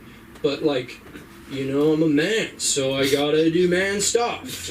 Like, kicking Girl Scouts' asses. Yeah, this is going off the tracks. Was it ever on the tracks? I want Lincoln back. He was fucking funny as shit. It was good tonight. Yeah, tonight. I know. That's how you know what I meant. Yeah, I know what you meant. I meant that he normally sucks, but tonight he was great. Bitch. Skinny boy. But yeah, these dates, man. These dates. I'm 29 now. But yeah, I recently turned 29 on the 18th of February. It's my birthday. I share the same birthday as Dr. Dre. I mean, we're a few years apart, but we're both February 18th. A couple other notable 94 February babies. Harry Styles, another skinny white bitch. Justin Bieber. Yeah, we got, you know, just all a week apart, and then we got Dre. You know, it's kind of a cool coincidence. You know how life happens like that sometimes, dude. It's just like a box of chocolates, dude, and you just like unwrap it, you know what you're gonna get. But I got Dr. Dre, and I fucking love the Chronic, dude. These hoes better act right, you know what I'm talking about? Fuck yeah. Alright, I'm going to Compton. Peace. Stupid as fucking thing. But yeah, I'm starting to see, I'm turned 29, still young, but you start to see windows of opportunity close. Right? Like, your choices start to go down. You're like, okay, I have so much time. I can only do so much. And, like, if I want to become a real-life James Bond, like, I gotta act fast. Right? Because first thing I gotta do is I gotta join the army. And there goes 4 years of my life. And then I gotta learn intelligence. I don't know how the fuck to do that. Like, what does that even mean? You know? I don't know how to learn intelligence. Did you have an intelligence class in school? What? What even is... What school did you go to, man? School did I go? I went to a lot of schools. Yeah, I went to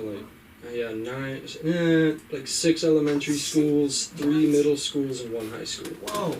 Yeah, I moved a lot. A little bit of Arizona. Well, I was born in Seattle, but yeah, moved down to Arizona. I got 1 minute, 2 minutes, 3 minutes, 4. All right. But yeah, I guess I'll just go on a story because I'm tired. I'm not doing great, guys. Let me tell you. After I jerked off this morning, no, yeah, I went to 6 middle schools, 2 kindergartens. I got kicked out of kindergarten. I got a history of beating up Girl Scouts. I was a rambunctious little guy, to say the least. And yeah, kindergarten. This girl, little blonde girl with pigtails. I don't know if she thought I was cute or something, but she like pinched me while I was jumping rope. You know, I'm not gonna jump because I'm following the rules and I'm not gonna shit on stage. But yeah, I was jumping rope and she came up and pinched me, and I blacked out. I don't even remember it. I just heard the story after getting expelled. apparently I threw this girl to the ground by her pigtails when I was like 5. So I got kicked out of kindergarten. Nice. Because I'm a badass. And yeah, I had to go to a new kindergarten. Elementary school, we moved a bunch, dude. And yeah, Arizona. I got introduced to marijuana in the 6th grade with my friends, Carlos and Joseph. The bus didn't come to school that day, so we started just like walking towards school, and there was a bunch of new construction in Queen Creek, Arizona, a bunch of empty houses, just wood houses. We were walking to school. We actually saw the bus pass us on the way, like halfway. We were like, fuck it. But they were like, let's find some cans. And I was like, what do we need cans for? They're like, we're gonna smoke some weed out of a can. And they were like, weed? And I was like, oh. I actually walked away and cried on the sidewalk while they smoked weed in a house. But then 2 years later, I started smoking weed in it was the 9th grade? Yeah, the 9th grade, and I've been smoking weed ever since. It's been fantastic. All right, guys. Kenzie, let's keep it going. Give it up for Kenzie, everybody. Let's give it up for the LA School of Comedy. There's really no place like it. I love it. I'm so glad. That makes me happy. Speaking of happy, watching this guy perform always makes me that. Let's bring it up for the comedy of the long gone. He's back, Mr. JQ, everybody. Mr. JQ. He left, he came back. The stage is calling you. Answer it. Yeah. Alright, so I'm going back to Thailand in a month. Yeah, I leave in a month from today. So I'm gonna be performing out there, so I'm gonna tell y'all some Thai jokes. I don't wanna like assume it, but I don't think many of y'all have much Thai experience. Y'all might. Any you been there? I'm sorry, where have you been in Thailand? I went to bum-ass Bangkok and Chiang Mai. What? I like Bangkok. Why not? It was like New York. It was a little busy in there. Yeah, this is straight. I ain't been to Chiang Mai. I might go up there next month. Go fuck with them elephants and shit. Alright, so I'm gonna say some shit that y'all probably don't know. So I'm gonna be talking about Lady Boy. If y'all don't know, that's a trans person. And then I'm gonna be saying something called Kup Kung Ka. That means thank you. Yeah, it's part of the thing. Huh? Yeah, alright. And I just wrote this, so I'm gonna be looking at the phone and shit or whatever, but alright. I got mistaken for a lady boy. I was at this bar earlier. I was chilling, drinking some sang song with this sexy ass Thai woman. And, oh yeah. This is important to the story. I have no male Thai friends. I don't talk to Thai men. I have nothing against them. I just don't know any. All my Thai friends are women. Some of them I fuck, and some of them I'm just friends with. But I say that because this is vital to the story. So, I love how you sneak in like a little 007 type shit. But, alright. So, I'm texting with this Thai woman, and I'm noticing, like, she's always putting ka. And other women that I talk to also always put ka. So I say, hey, why you always say ka? She said, that's what you say at the end of a sentence.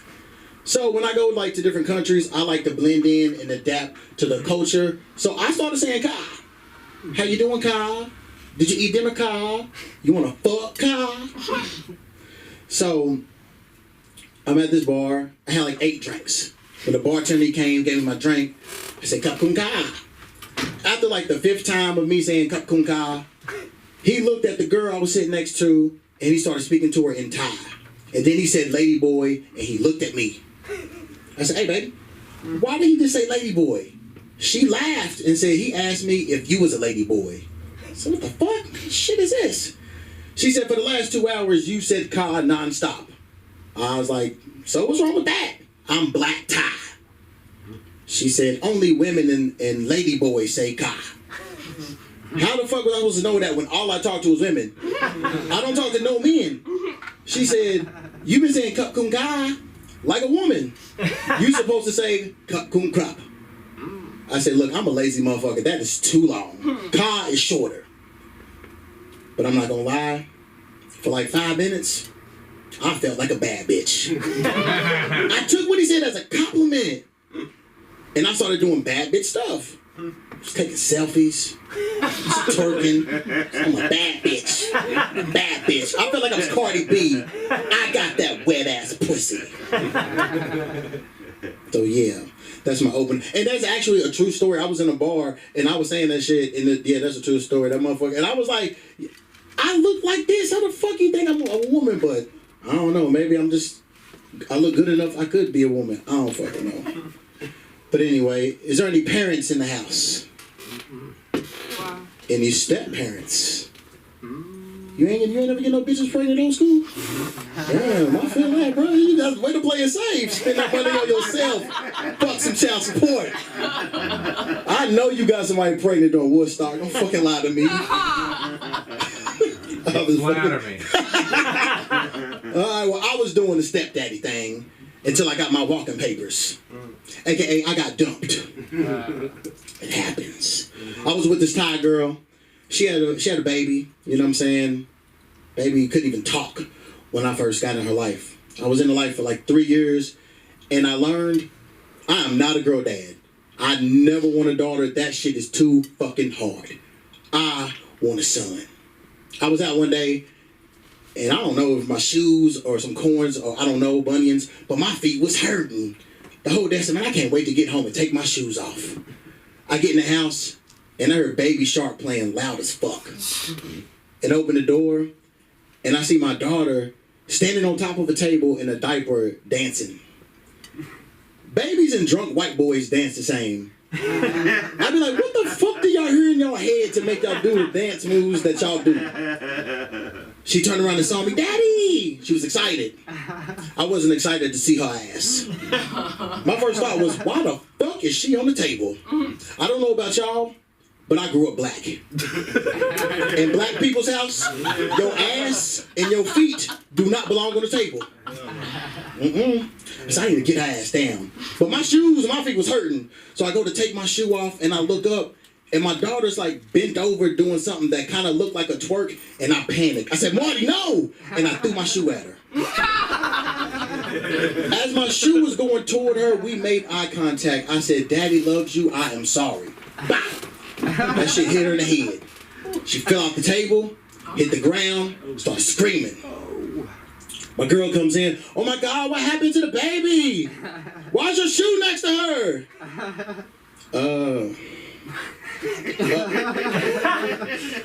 I walked in, she was twerking, and I panicked and threw my shoe at her. She said, what's wrong with you? You're an asshole. Why would you do that? Just a side note, my ex is Thai. I don't know why I gave her like a black bitch voice, but we gonna roll with that. It's cool. I said, I don't want her to become a bar girl. She said, why would you say that? No one in my family would ever be like that. I said, bitch, you must have forgot how we met. If I recall, I was in the club and I seen a fat ass shaking. I said, ooh, I would love to bite that butt. 2 hours later, what was I doing? My girl looked at me and said, you was biting my butt. I said, exactly, you a hoe and a baby would not become one. Oh, shit, what was that? Shit. So, fellas, you know when you get into some bullshit with your lady and you gotta do whatever the fuck to get out of that? That's what I did. I took it to the max. I said, she's 2 years old. Imagine when she's 16. I'm preventing her from becoming the bar girl. She's not gonna do nothing like that. She's not. Now, if anybody in here, if you're a bar girl, if you sell pussy, I'm not hating. Do your thing, get your money. But I'm pretty sure your daddy wanted more out of life for you, because I wanted more for my daughter. It's true, but she said, you sound stupid. So I sound stupid. So you must want her to be some freelance prostitute. You want her working at Soy Cowboy, Nana Plaza, showing her butthole to some horny ass Indian tourists for 100 baht. That's what you want. Because those bitches up there, that's what they was doing at 2 years old, and look at them now. My girl looked at me. I knew I won. She looked at me, was thinking, And I started doing shit like, you know when you win an argument, you just get petty? I started doing shit like motherfucking, it's good! Field goal, Steph Curry 3. Like, I knew I won. I had it. And she was just silent and just looked at me. I was like, okay. And when we broke up, I was not upset. Like, I was kind of happy because I was like, if she put me like this and made me feel like this at 2, imagine when she's a teenager. Like, I would have a fucking heart attack. So now, man, I'm single. I got my freedom. And fuck them kids. Yeah, that was it. That's what I got. I got 2 minutes? Yeah, well, it's 1:30. 1:30? Well, I have a minute. And I ain't Jewish, but I'm gonna fuck around and get some of these. I figure I'll take. Damn good. Those are Yeah. good. Yeah. I heard somebody say Andrew Schultz earlier. Who the fuck said? Some of these white boys said that somebody said they look like Andrew Schultz with a mustache earlier. When I had a mustache. Oh yeah. I just saw someone about Andrew Schultz that kind of pissed me off. There's a comic that I don't like, that I want to beat up. Oh, Brennan? Brennan Shaw? No. But I just recently seen him on Andrew Schultz. And what to make it worse, I not only like him, we are neighbors, and he's my apartment manager. Like, as soon as I open up my fucking door, there's his fucking door. And yet, like, yesterday I'm on YouTube scrolling. I said, what the fuck is this pussy doing on fucking YouTube? I'm like, what the fuck's he doing with Andrew Schultz? And I seen him earlier and shit. I wanted to do some flagrant ass shit to him, but I didn't. But yeah. Any feedback, anything for that little shit? You think the Thai people will enjoy that? Is it like Thai or is it like American tourists as well? Yeah. It's mixed. Okay. Yeah, it's cool. Yeah. I think it would work there. Again, I didn't even know they had comedy over there. Oh yeah, man, this fucking kid didn't even know they did comedy in other countries and shit. He said they do comedy in Thailand. Yeah, but thank y'all so much. I appreciate that. And thank you for the Jewish people for this pastry. Like most white people cooking, it could use more seasoning, but it's okay. Thank you.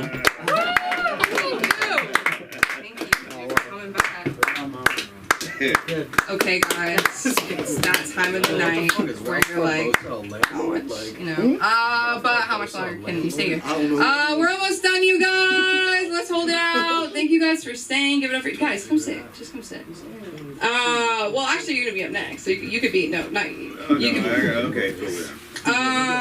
But yeah, thank you for staying. Hope you're having a great time. Let's bring up the next comic, the comedy of the one and only Shindo, everybody. Ew.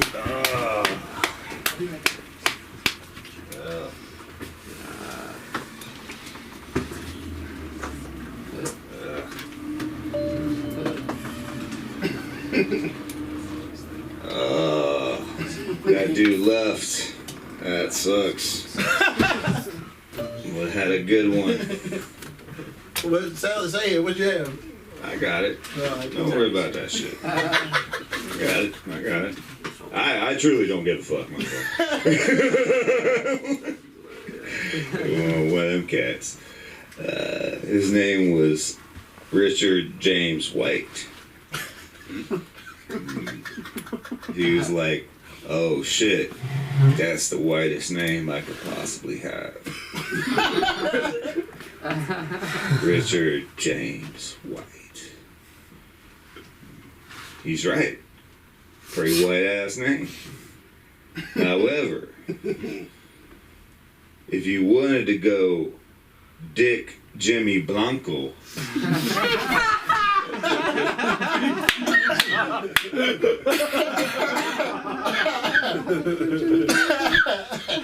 that's one of the most gangster ass names you ever gonna come across.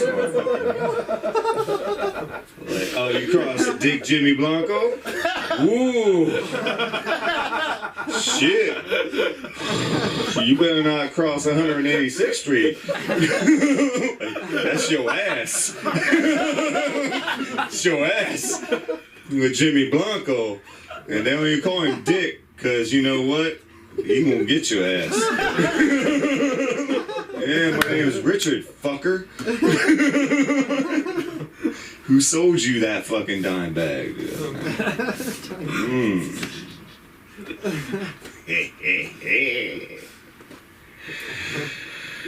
Oh man. So, give me a one-liner, my friend. Just out of nowhere. Just a topic. Okay. Construction work. Construction workers suck ass. I was a construction worker. I worked masonry for a very long time. It's an extremely dangerous job, and it's full of rednecks. Full of fucking hillbilly ass redneck motherfuckers with grip strength they don't deserve. Alright? Because they pick up block all day long. If you ever want to meet a red-headed 5'9", 145-pound motherfucker from West Virginia who will beat the shit out of you, he works masonry. He works masonry, motherfuckers. That's what he does. Cold, sleet, rain. It's not even like it's not even like being a postman. It's like being a postman who carries heavy shit. Hey, there's Dick Jimmy Blanco. Hey, look at you gangster ass motherfucker. Oh shit, he's an Irish ass gangster. I like it. He's from Boston. Yeah. Let's go, Boston. That's Whitey Bulger, motherfuckers. Shit. Movies made about him. Everything from Goodfellas to there's a bunch of other ones. Bunch of other shit. White ass motherfucker. Oh man. I was thinking the other day that quilt's a weird word because it seems to me like it's about ED. Like I just quilted, man. Like I was, couldn't get it up and I quit, it was like a little bit not. I used to have that one. Hold on. Oh shit! You guys like Mormons?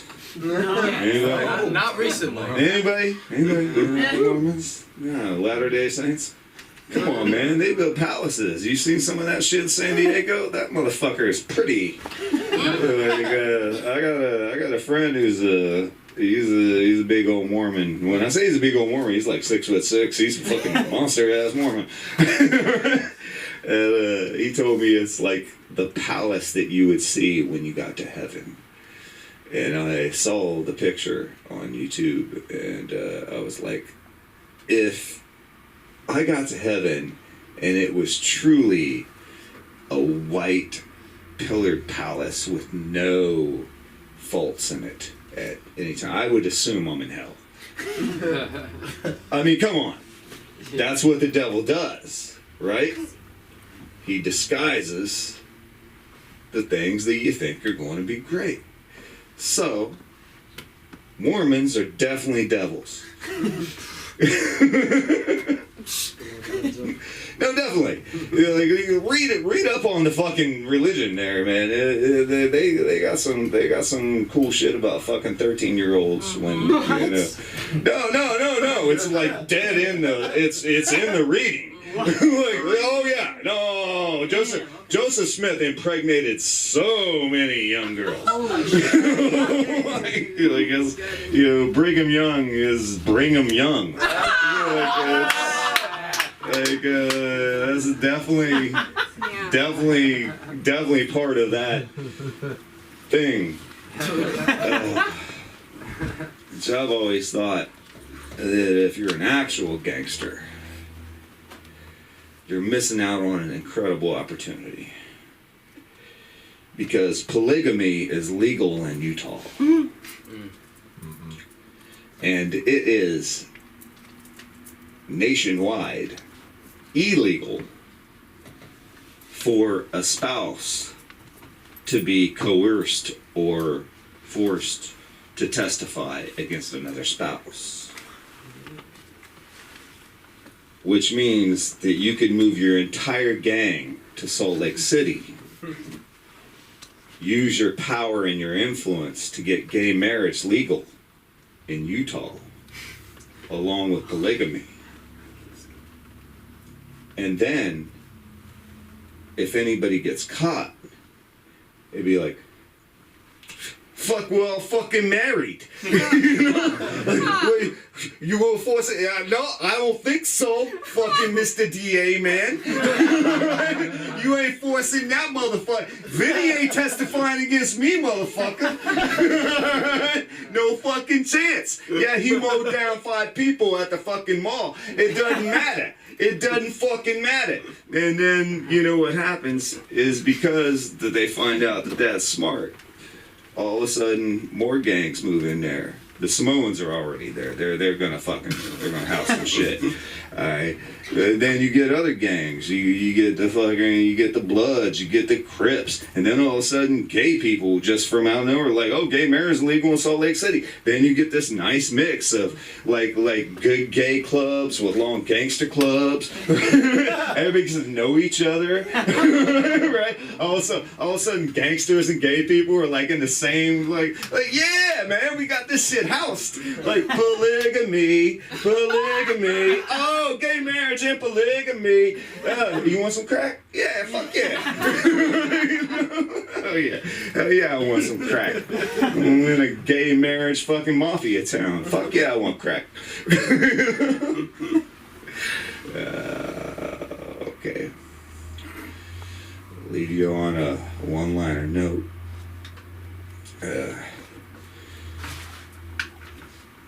I'm old and I don't like sound anymore. It hurts my ears. So I don't like sirens. And whenever I hear them, I think that the technology that we have now should be put better forth towards no sirens and just be like, like the seat on your car should just gently pinch your butt. Like whenever there's an emergency vehicle behind you, just like, oh, I gotta get to the right? And then, like on the headrest, just a gentle, like Wanda Sykes voice, like, hey baby, there's a bicyclist who got an Lancashire. You need to pull over to the right. Just pull over to the right. Like, I'm just saying, man, it cut down on noise pollution. Later. Yeah. Give it up for Shannon, you guys. I assume I came out of my pocket. Timmy vlog on that. Oh. Take Timmy vlog. Let's give it up for Shannon, everybody. Don't call it the LA School of Comedy for no reason. Because Shannon is somebody I always learn from. Give it up for, no, seriously, give it up for Shannon one more time. I know people think I'm fake all the time. This guy came to the mic, he's like, we got the fake, over enthusiastic host. And Anna was like, you don't know her. You don't know her. Anya's like, you don't know Sam. It was great. It was a good feeling. But let's keep the good feelings going with some more comedy. I'm really excited. I'm excited for all. Okay, whatever. I'm really excited for the next performer. I've never seen her before. I love how I'm saying her right now. Fuck. Okay. Right? Like women. Okay. That was such real fuck. That was like from my stomach. Women's history. Okay, here's one thing. I'm seeing, like, I'm going, like, when I go to my DMs, you see all the people's little, like, messages, like, what are the fuck, new update, fucking update, fucking app, fuck, it's like, fuck, but it's like, happy women's history, not happy, and it's like all these guys, and I'm like, dude, like, I don't know what angle they're trying to get at. It's just the ones who say they're woke are the ones you need to stay away from. You need to stay awake near the woke, because it will get you. Let's give it up for the comedy of Nicole Soul!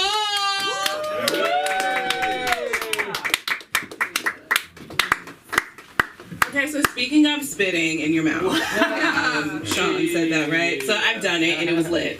Yeah. And then, and then, like, I did it to my boyfriend. So, like, we're in the groove. I'm like, and then I spit in his mouth.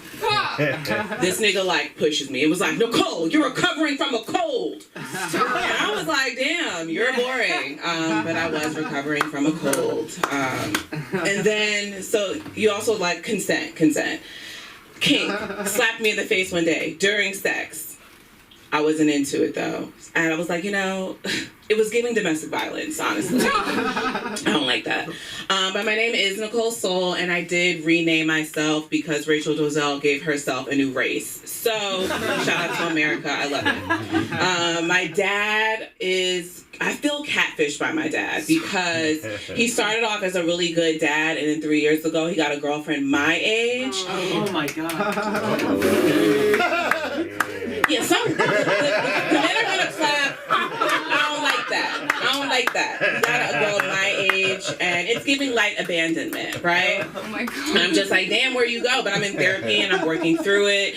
And I realized that he's an immigrant. I'm just going to have him deported so he can know what it feels like to be abandoned, period. The pandemic was some crazy shit. You guys were in it, I'm assuming. Yeah. Yes. The pandemic. I was like, remember how there was like nothing else to do but like go protesting? Mm-hmm. Like that was a social thing. Like, hey girl, we can be at the protest. Tyshawn gonna be there. He always has a cute sign. His sign was like, we matter, and it was like a whole thing. Love the pandemic. Wish it kind of would come back because I had more money. I don't know what's going on right now with the inflation. Sorry. Also during the pandemic, there were like annoying people that were like, you know, we needed this. We needed this pause. That was me. I was like, we needed this. That was me. I'm not like a huge dog fan. Are any of you guys have animals? Yeah. Okay, love that for you. But people like get really upset if you're not into dogs, and it's like, did y'all see what dogs did to my people during the civil rights movement? Like, there's not that much to like. Period. But during the pandemic, this is my last thing about the pandemic, y'all. I was like, okay, is this my moment to like become an activist? Like, yes. So like the first thing that you do when you become an activist, you're like, okay, I care. I care about something more than myself. I care about Black liberation, period. But you change. Like, you change who you are. You change your Instagram bio to activist. And now you're an activist. You complain, repeat, sign a petition, complain, repeat. It's a vibe. Been doing it for 2 years now. Thank you. I wanted to not look, but I just wrote this earlier, so it is what it's gonna be. Okay? Yeah. All right. Someone on Twitter said that heterosexual Black men are useless, and I was like, damn, I have one. And I thought they were a hot commodity because the rest are in jail. But I feel like heterosexual Black men, they just have it bad. Like, they can't paint their nails. They can't be affectionate with their friends. They can't whistle at white women. Like, they can't do anything in real time. And so I feel like they're just like, maybe they're on a break. Like, I think they're taking like 100 years off. They're just like looking at the most capable Black woman and they're like, it's on you now. So give them a break, I guess. And if Black women are going to do anything, it's make an excuse for a Black man, honestly. Truly. I love them though, but we're trying. During the pandemic, all my friends were at home getting nutted in while I was in these streets protesting for our rights.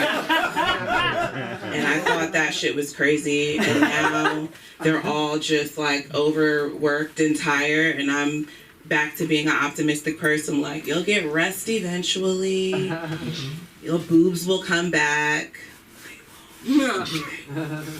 But yeah, I'm childless and I am loving it, I guess. Like, I'm well rested. Woo! Thank you. I froze my eggs last year, and it was crazy because I thought it was covered by my insurance, right? So I pay $11,000 out of pocket to freeze my eggs. The fact that I have $11,000 is madness. But I keep telling people it costs $11,000 because I had $11,000 at one point in my life. So I paid that. The next day I like submitted all of my shit for reimbursement, and they were like, oh, this is like, it's not covered, but this is the discounted rate.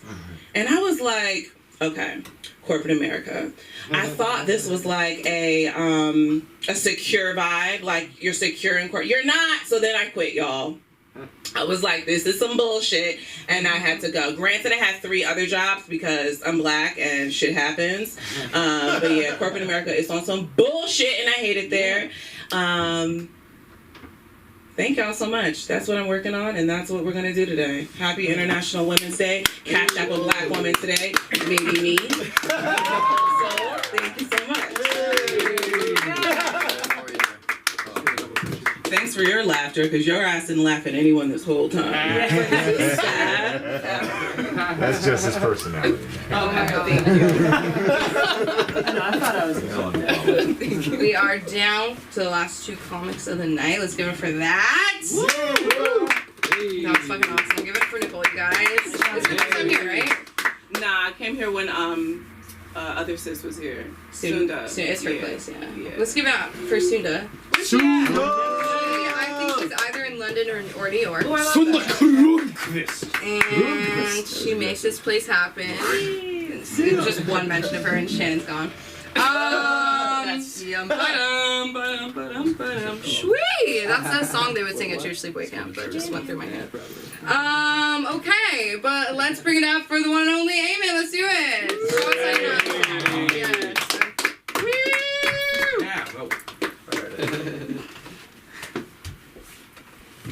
Thank you so much. This is what I do. Perform. Yeah, I got, I do a lot of different things. Comedy, tragedy. That's real life, as we call it. But today, I went through what you could call a sort of conditioning for when you're in those police dramas where you're the crook, the perp being interrogated in by the cops. I was sitting in my car on my phone trying to just update some information with my medical coverage. If you wish to update your information, press 0. Please wait.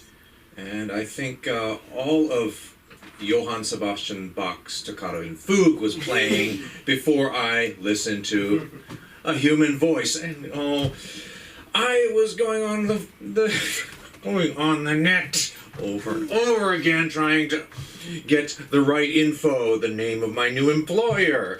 And I had to get my previous address. Maybe it's just me, maybe it's old age, but have you ever forgotten your address? Or your old address? No. What was it? What was it? Oh, it was somewhere in Compton. Oh man, it was bad. And then get the new address of my employer. I Googled my employer. And what do you get? You get a whole dozen bunch of addresses. Okay, which one of them? If I can just get, which one of it? Map it. No, don't give me the directions. Click it. I just hung up. I hung up. God. Yeah. Only one person laughing? Come on, laugh. This is a true story. It's happened to me so No, much. God, not bad. Not good at all. Oh, but it wasn't all just a bad week. I got work as an extra. Woo! Oh man, you feel like you're gonna get your name on the Walk of Fame. Sitting there in the folding chairs, in your outfit, waiting to be called for some background work. Boy, and you're just shooting the shit with the other background actors, talking about all the money you paid for all those classes on how to cry on cue or how to fall on your face and not break your nose. Oh, it's great. Yet never before has store-bought muffins tasted so good with your bottled water. Never has it felt more noble to be out there in the mountains up in Northern California where the frost collects before you have to take off your winter coat and wear just those thin semi-silk shirts that they did back in the 1800s. And you're just, roughing it for those 10 seconds when you're just loading stuff into a car in the background. and you're blurred. I didn't have really a lot of good luck with other jobs. I tried the arts. It just wasn't good for me. I just don't have a hand for drawing. Everybody thought my paintings were gross and offensive, and of course I had to put an art display in places like Westwood Village, where they power wash the sidewalks at the end of the day. You get why. The only person who really liked my paintings was my primary care physician. He said, "These are great. They're so bloody grotesque. I love them. They'll be perfect for my office." When I last visited him, they were on the outside of his building. I said, "Why did you put up my paintings on the outside of the building?" He said, "I hate my neighbors." Oh, that's Yeah. Oh, he gave me a strange examination. I had to do a full physical to get onto these sets, and head to toe physical, blood test and all that. I just said, "Hey, aren't you supposed to check my heart rate?" He said, "Yeah, I'm about to." He gave me the bill. Okay. Okay, is it done now? Your reaction. No, I'm gonna have to test your eyesight. Now, who here said they like Thai people? Yeah. You like Indians too? You like Indian food? You know how Bollywood is putting out a lot of movies? I just saw one. It was a big high-octane actioner like Die Hard or Fast and the Furious. Gunplay. Crashes and fighting and jumping like Jean-Claude Van Damme. I don't remember the guy's name. He was the lead actor. But before it came on, what did they put up? A disclaimer. This movie is not meant to offend any ideology, nationality, caste, or belief, or any other type of person. They're afraid of offending. I was wondering, who were they afraid of offending? What type of villain did they think they were going to offend? Guys with scars are not really psychopathic killers. Guys who slick their hair back aren't always looking to conquer the world. I don't get it. And it's not an isolated incident.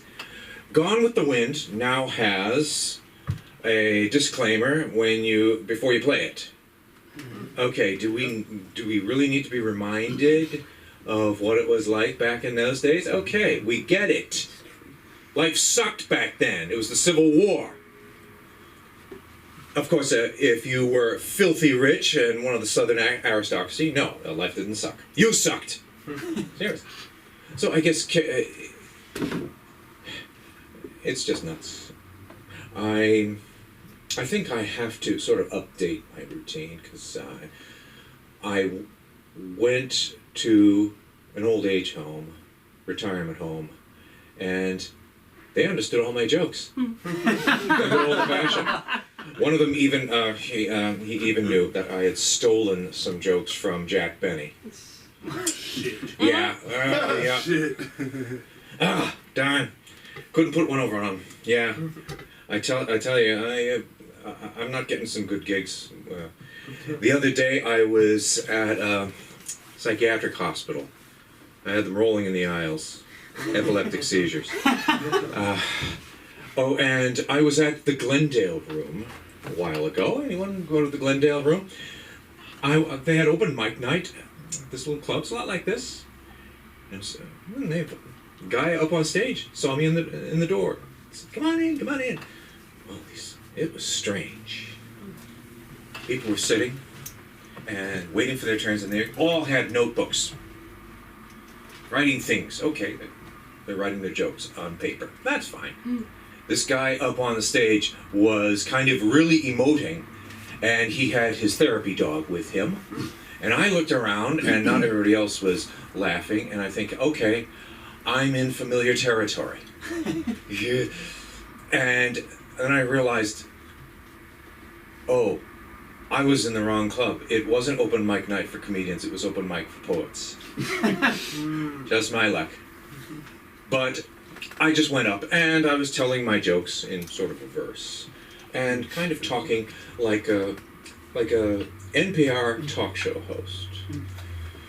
And so, when you take out the media from comedian, what do you have? Con, yes.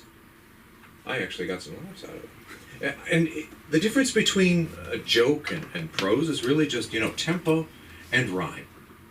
You get a bit more poetic. Yeah. But like I say, life is a lot of tragedy, so sometimes I'm not really a comedian, I'm a tragedian. So, thank you very much.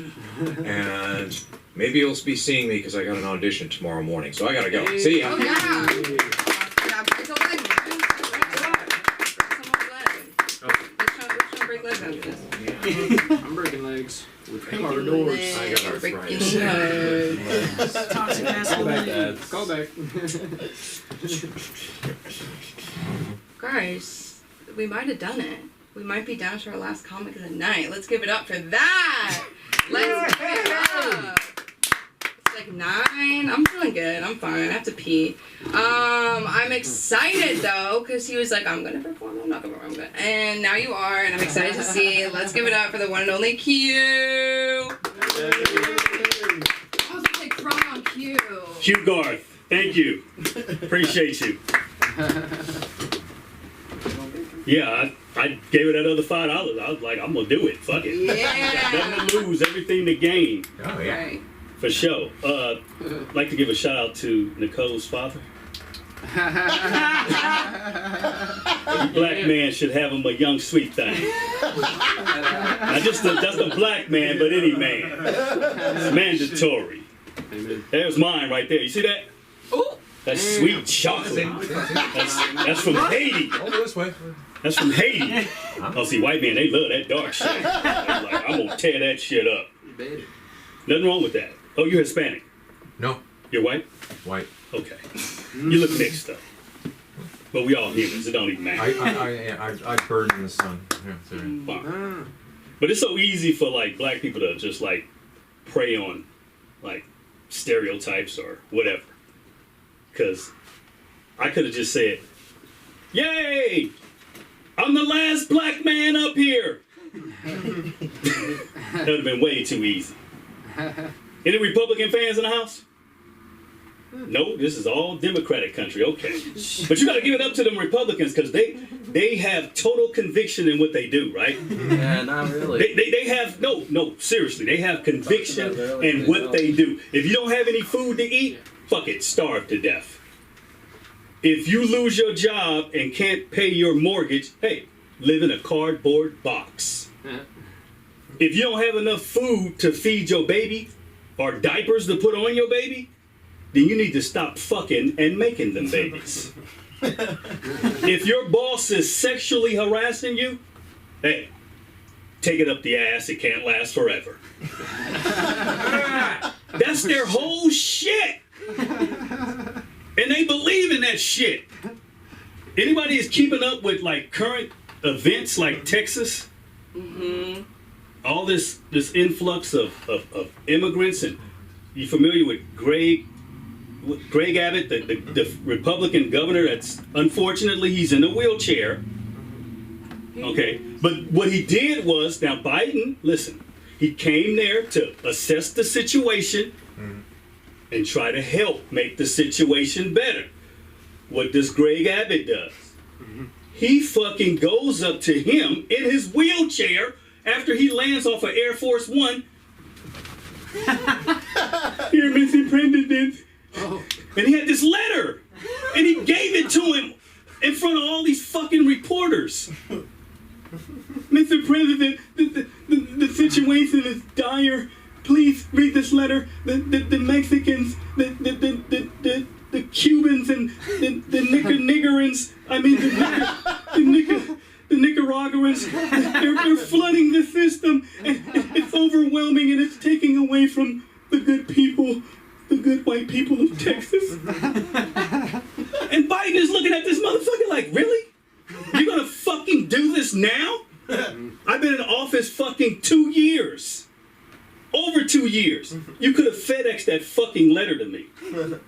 And Biden, you could tell he was just like, he wasn't feeling that shit. He was like, his whole body language was like, that's exactly why your ass is in a fucking wheelchair. And that's where the fuck you belong, in a fucking wheelchair. Then he was looking at him like, Biden was just looking at him after that. He's like, yeah, that's right. I can walk, motherfucker. My legs work. I can walk and go get pussy. You can't. So stop this bullshit. Lay the fuck off me. And I'm not saying Biden is, you know, the sharpest tool in the shed. He be having his moments, right? He be doing his little, he be doing his shit, right? He be giving his speeches and his shit, and people be like, wait a minute. Did this motherfucker forget to drink his Jingo Baloco? What the fuck is this motherfucker talking about? And he just be rambling on and shit. Somebody get this motherfucker some motherfucking a bottle. Just drink the whole bottle of fucking Jingo Baloco. You fucking up. And you saw that time when he fell down Air Force One, the steps. Oh, woo! So good. He fumbled and he caught himself though. He's like, wait, nope, stay back, Secret Service. I got this. I got this. I know I stumbled, but my dick still gets hard. Don't worry about it. And his wife was over there looking like, no, it does. The last time your dick got hard is when I believe it's when you ran for re-election in 1995. That's the last time I recall your dick being hard. He's like, no, hey, fuck, don't do that shit. Cut, bitch. This is private shit. Tell me that when I get home. That's some fucked up shit, though. I be traveling the world and shit. Yeah, it's cool. I'm able to do that shit. But, for some reason, I had a hard time finding this motherfucking spot right here. My GPS was telling me to go, like, turn right and go to Africa, motherfucker. Like, what the fuck? And my boy Akil, he was like, are you here? Are you here? I was like, shit, I'm trying to find this motherfucker. And I ran over a pothole with these fucking storms. Oh, that fucking pothole fucked my bumper up. I hit that shit and I'm telling you, dislodged my nuts. No. You know how when your nuts be like in your fucking like up your shit? I was like, shit! Bumper needs to be replaced. I'm like, fuck, this is some crazy shit right here. Yeah. Oh, by the way, I like your color coordinated. You got your Birkenstocks green. You noticed? Oh, that shit is fire. Thank you. Yeah, that shit is fire. Appreciate it. Now, I'm one of them dudes, I'm one of them comments that I'm not a proponent of the audience fucking with the comic. If the shit ain't working, just let the shit sink like the motherfucking Titanic. Like, motherfucker, what are you adding water on to the shit for? I'm already fucking up here. And one motherfucker up here laughing, and you want to have outbursts and shit. I remember I had anybody vaccinated, not that it matters, that's your private shit. Now, you don't get into that shit, but I got vaccinated. Not right when it came out, but when I figured out I was only going to be able to travel the world if I got fucking vaccinated. So I got the 2 shots, then I got the booster, and of course my job gave me the time off. But I remember I took my 7-year-old son and we went into CVS, right? And I sat there and got the first shot. And I don't like needles. That's why I could never fucking be a dope fiend or some shit. But it's a black lady. I'll never forget that shit. She shot my shit, right? And I was sitting there, looking away from that shit, and she stuck that shit. And I was like, ah! And she jumped herself, right? And she was like, it ain't that bad. Man up. Man up? Bitch, you need to woman up. And then my son, my 7-year-old, he was like, because you're supposed to sit there for, a few minutes, right? I was sitting there and my son was like, and kids, they don't have no inhibitions, right? They're going to say what the fuck on their mind. He was like, let's go. I don't want to be in here with all these COVID carriers. And motherfuckers looking at me, I was like, no, he didn't mean that. He's just, he's cool. He's all right. He's a bit delusional. And then I sat there, right, for a couple more minutes. And I was like, I started feeling like some shit. I was like, it felt like, I was saying to myself, yeah, the white man had injected me with some shit.